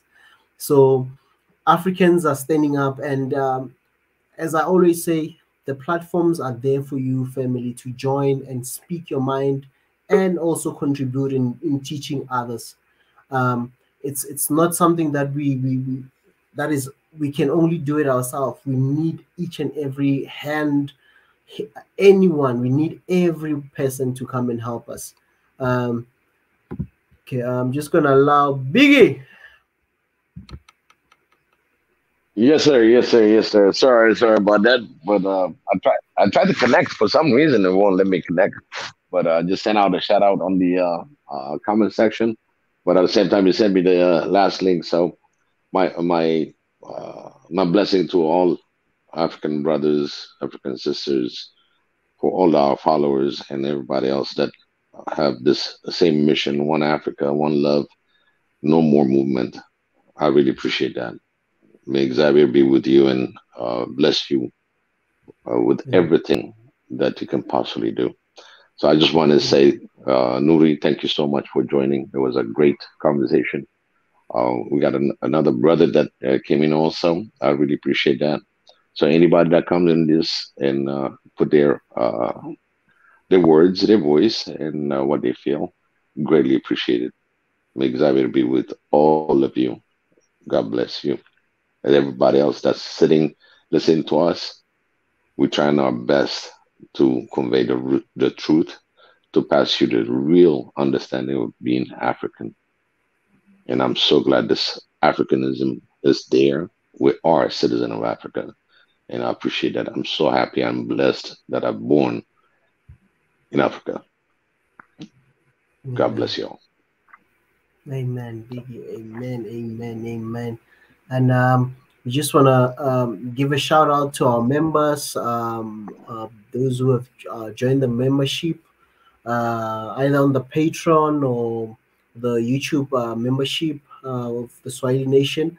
Thank you, family. And I just want to acknowledge a lot of people that have been contributing tonight. People like Red Sea Youth. We're still going to put him on the spotlight, Biggie. Gonna make noise until he joins us. Absolutely. We're not gonna leave him alone. We love you. Once we see his comment, say, "Yeah, Red Sea, we love coming, you, my brother. coming." We love you. You know, we want to hear you. You know, really, really, really. He put some comment to even the relation on the borderline of Eritrea and Sudan. Very interesting point, and I'm glad you highlighted it. Where we got a shared borders, and some of them just go all the way through Egypt. Very interesting. This is our history. This is our African history. If we don't have this podium, he wouldn't be reading about it. He wouldn't know about it. And this is great. You know, we're learning every day. So this is how we're going to build one Africa, by learning of each other's history, languages, and cultures, and celebrating Independence Day. Can you imagine 60 years? 60 years of independence of African nation. South Africa, what, 91, 92? It's just incredible. There's a lot of information that's out there that's being put on this medium, and I'm so proud for all of you that joined, commenting, and we're learning. Africa is still a young Africa, and we're learning. In order to achieve our goals, we need that long-term vision that is well funded, well understood. One way, one Africa, one Pan-Africa, economically. With everything that we got, we're just gonna have to throw that. But I want to put on a highlight today. Our Kenyan brother John, he said he will lay his life for us. Exactly. That's a high note today, very high note. He said he will take a bullet. So, and for me, it is on each African inside of us. That's how we boil. And this is a very, very sincere gesture for us African. So, Brother John, again, happy Independence Day. Tomorrow, enjoy. All Kenyans, my brothers and sisters, we wish you well. and have your celebration greater than anything else, because you deserved it and you showed it, you proved it, you're independent. And there's nobody that's going to take that away, because I'll fight if anybody else comes for your independence. No more. No more. Yeah, family, just to remind everyone that it's Kenya's Jamhuri Day, Independence Day tomorrow. Okay, I think already in Kenya, it's because I'm in Central Africa, they're in the eastern part of Africa, so it's already Jamhuri Day. It has started in Kenya. And I just want to wish the people of Kenya a happy Independence Day, happy Jamhuri Day. And we were alerted by our brother here from Kenya, John Matenge. I know now he's sleeping. And to the family, please let's pray for our people of Kenya, and wish them to another 58 years or 59 years. There was a debate about the time frame, but we just want to wish them a great year ahead, as they're also going into elections next year. From what our brother John told us, they're going into election next year. And we know with elections in Africa, it's sometimes very tense. Let's also put the people of Kenya in our prayers, and let's pray for the nation of Kenya to have a smooth election. And as our brother John as well, our brother John Mateng also asked that the people of Kenya, let's accept whoever comes out victorious. Let's support whoever comes out victorious next year.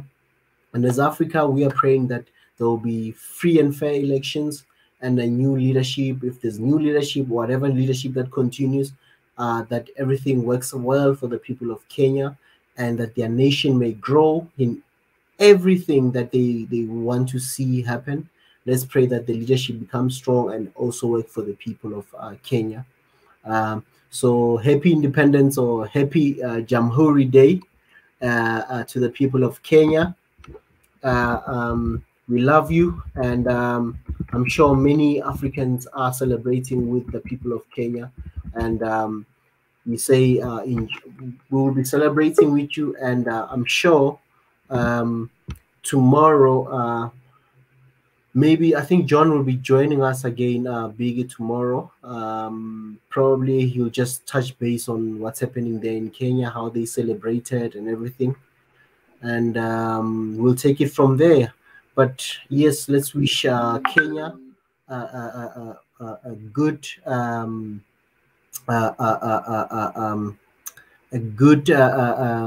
Jamhuri Day.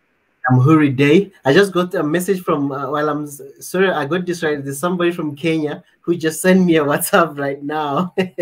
So I was like, hey, I was like, oh, I know somebody, because I also went with a lot of people from Kenya. I went to an international school. There were a lot of people from Kenya, Mozambique. I went to a really international school where a lot of people that came from different places, either via the diplomatic channels or the embassy channels and whatnot. But yeah, I went to a school where I was exposed to a lot of people from different African countries. So hence maybe my knowledge, and to a lot of people in South Africa, some in terms of the knowledge that I possess in terms of exposure to many people from different places, it's a bit different because I went to international school in a way. So hence I know so much, or have friends as well from other places. So what else?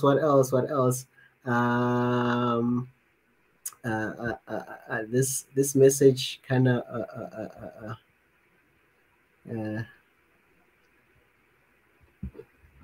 okay,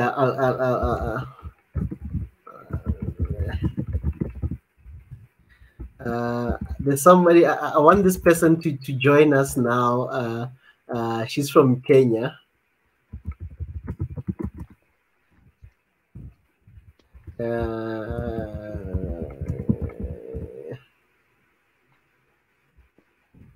I'm trying to get them to join us. just to say something about Kenya.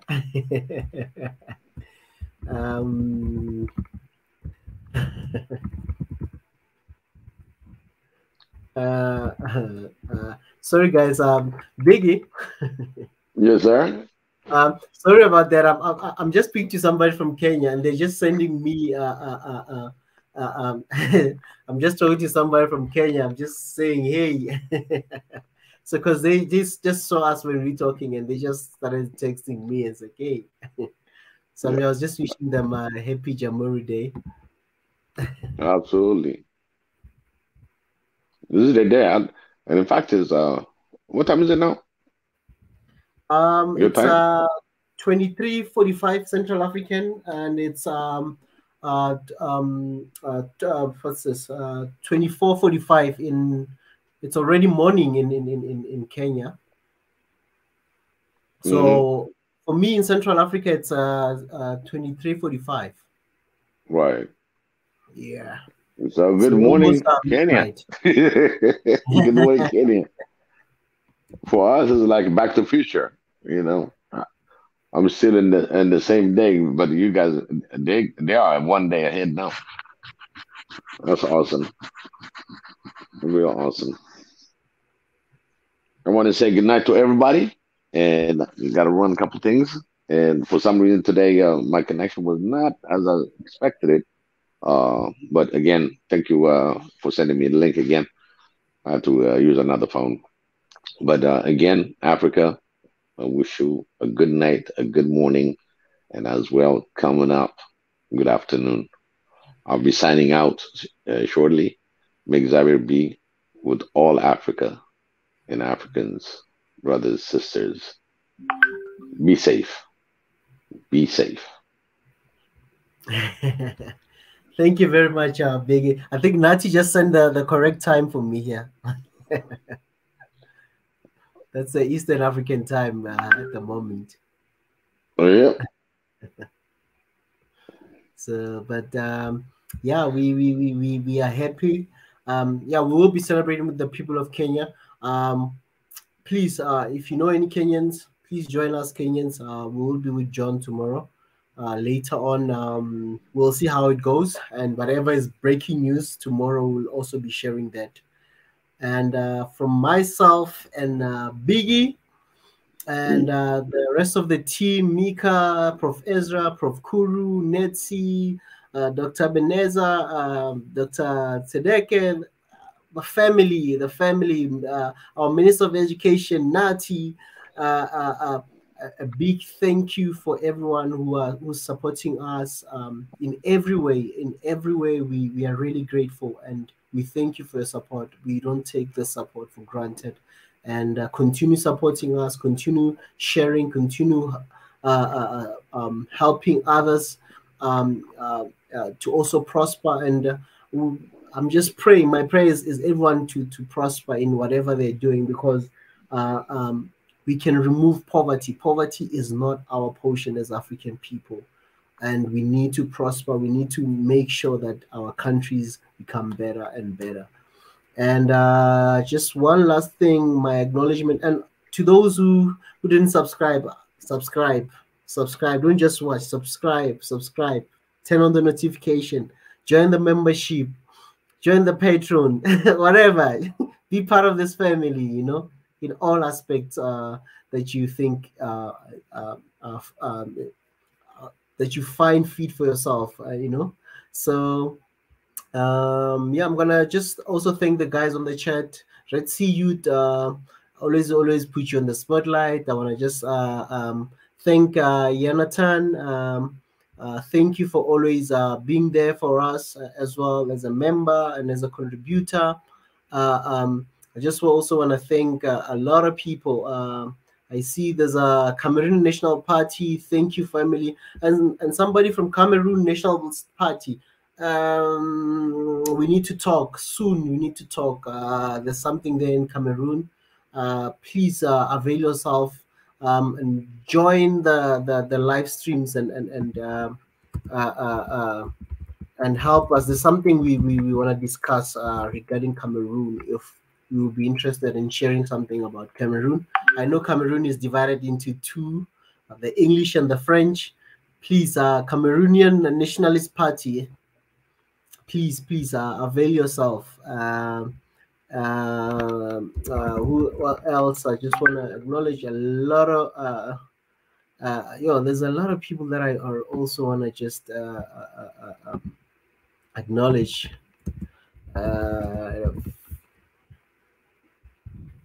Let's do this.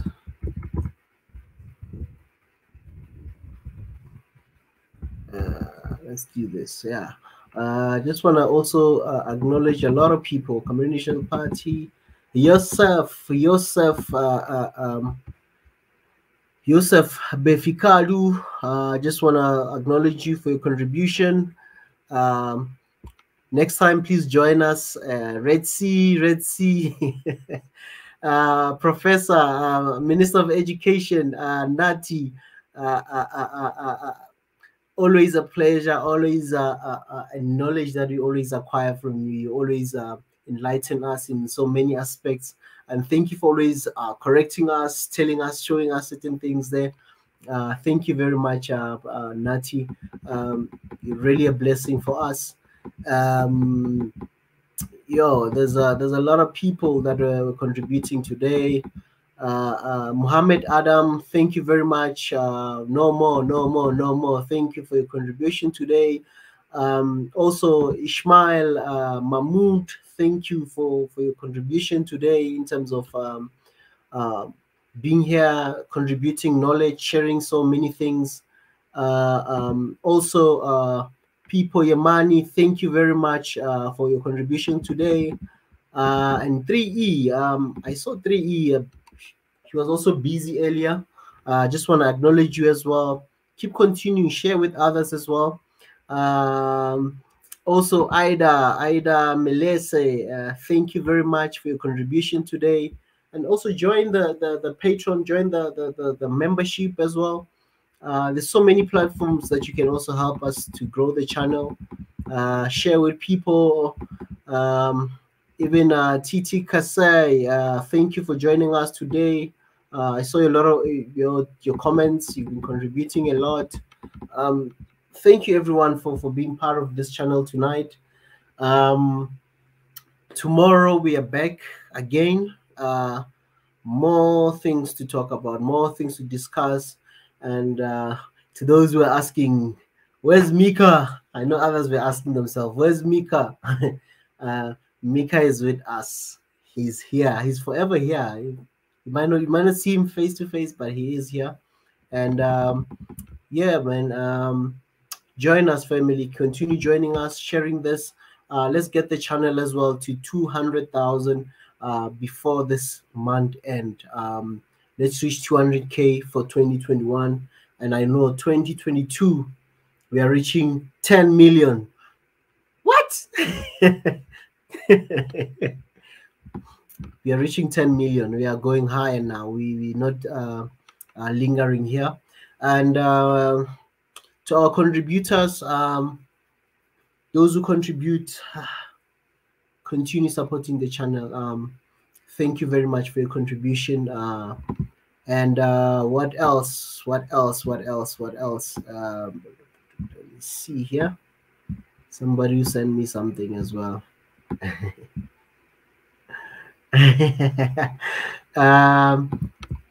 There's somebody who says Pi International. Thank you very much. I've been seeing your comments as well. Yeah, let Mika rest. He's working overtime. Yeah, we gave him a day off, you know, but I know he's connecting. He loves you so much, guys. Mika really loves each and every one. Sometimes you might say Mika rest, but the way he loves you, he always wants to come and see you. He enjoys being with your family. So keep supporting him in any way possible, you know. And he's working hard, overtime, no sleep, but because he's doing this because he loves the continent and he has a passion for the family of Africa. So I mean, who does live every day? It's a rare case nowadays in YouTube where we're doing life. Here, there's no act, there's no cut, paste, whatever. This is life. Whatever I say, if I make a mistake, it's gone, recorded, you know. There's no edit here, unless if you're gonna just take this whole life down and no one can access it. But thank you, family. And to Fatum, we already prayed, brother Fatum Muhammad. We already prayed. We already prayed. But if you want to pray for us, you can join us and pray in your own way. And again, I'm just still gonna say Happy Jamhuri Day to the Pride of Africa, the Republic of Kenya, led by President Uhuru Kenyatta. And thank you very much to the people of Kenya for supporting the channel as well. People of Ethiopia, people of Sudan, people of Uganda, Eritrea, Djibouti, you name them, Somalia. Thank you very much. Tanzania, Congo, Cameroon. There's Cameroon here in the house. Every African country, we thank you for your support, and the family as well that are in the diaspora in America, the Caribbean, Brother Rich there in St. Kitts, guys in Cuba, Jamaica. We have brothers from Jamaica that sometimes join us here. The brothers in Jamaica, thank you very much. Biggie in America and DC area, Professor Ezra as well in San Francisco in the West Coast. Anyone, Europe, the guys in Europe, France, UK, Italy, everywhere you are in the world, guys in South Korea, China, Australia, wherever you are, even in the Middle East as well, Ukraine, Saudi Arabia, UAE, Dubai, all those places. Thank you for your support. Continue supporting this African movement. And from myself and Biggie, it's shalom, and let's meet again tomorrow. I mean,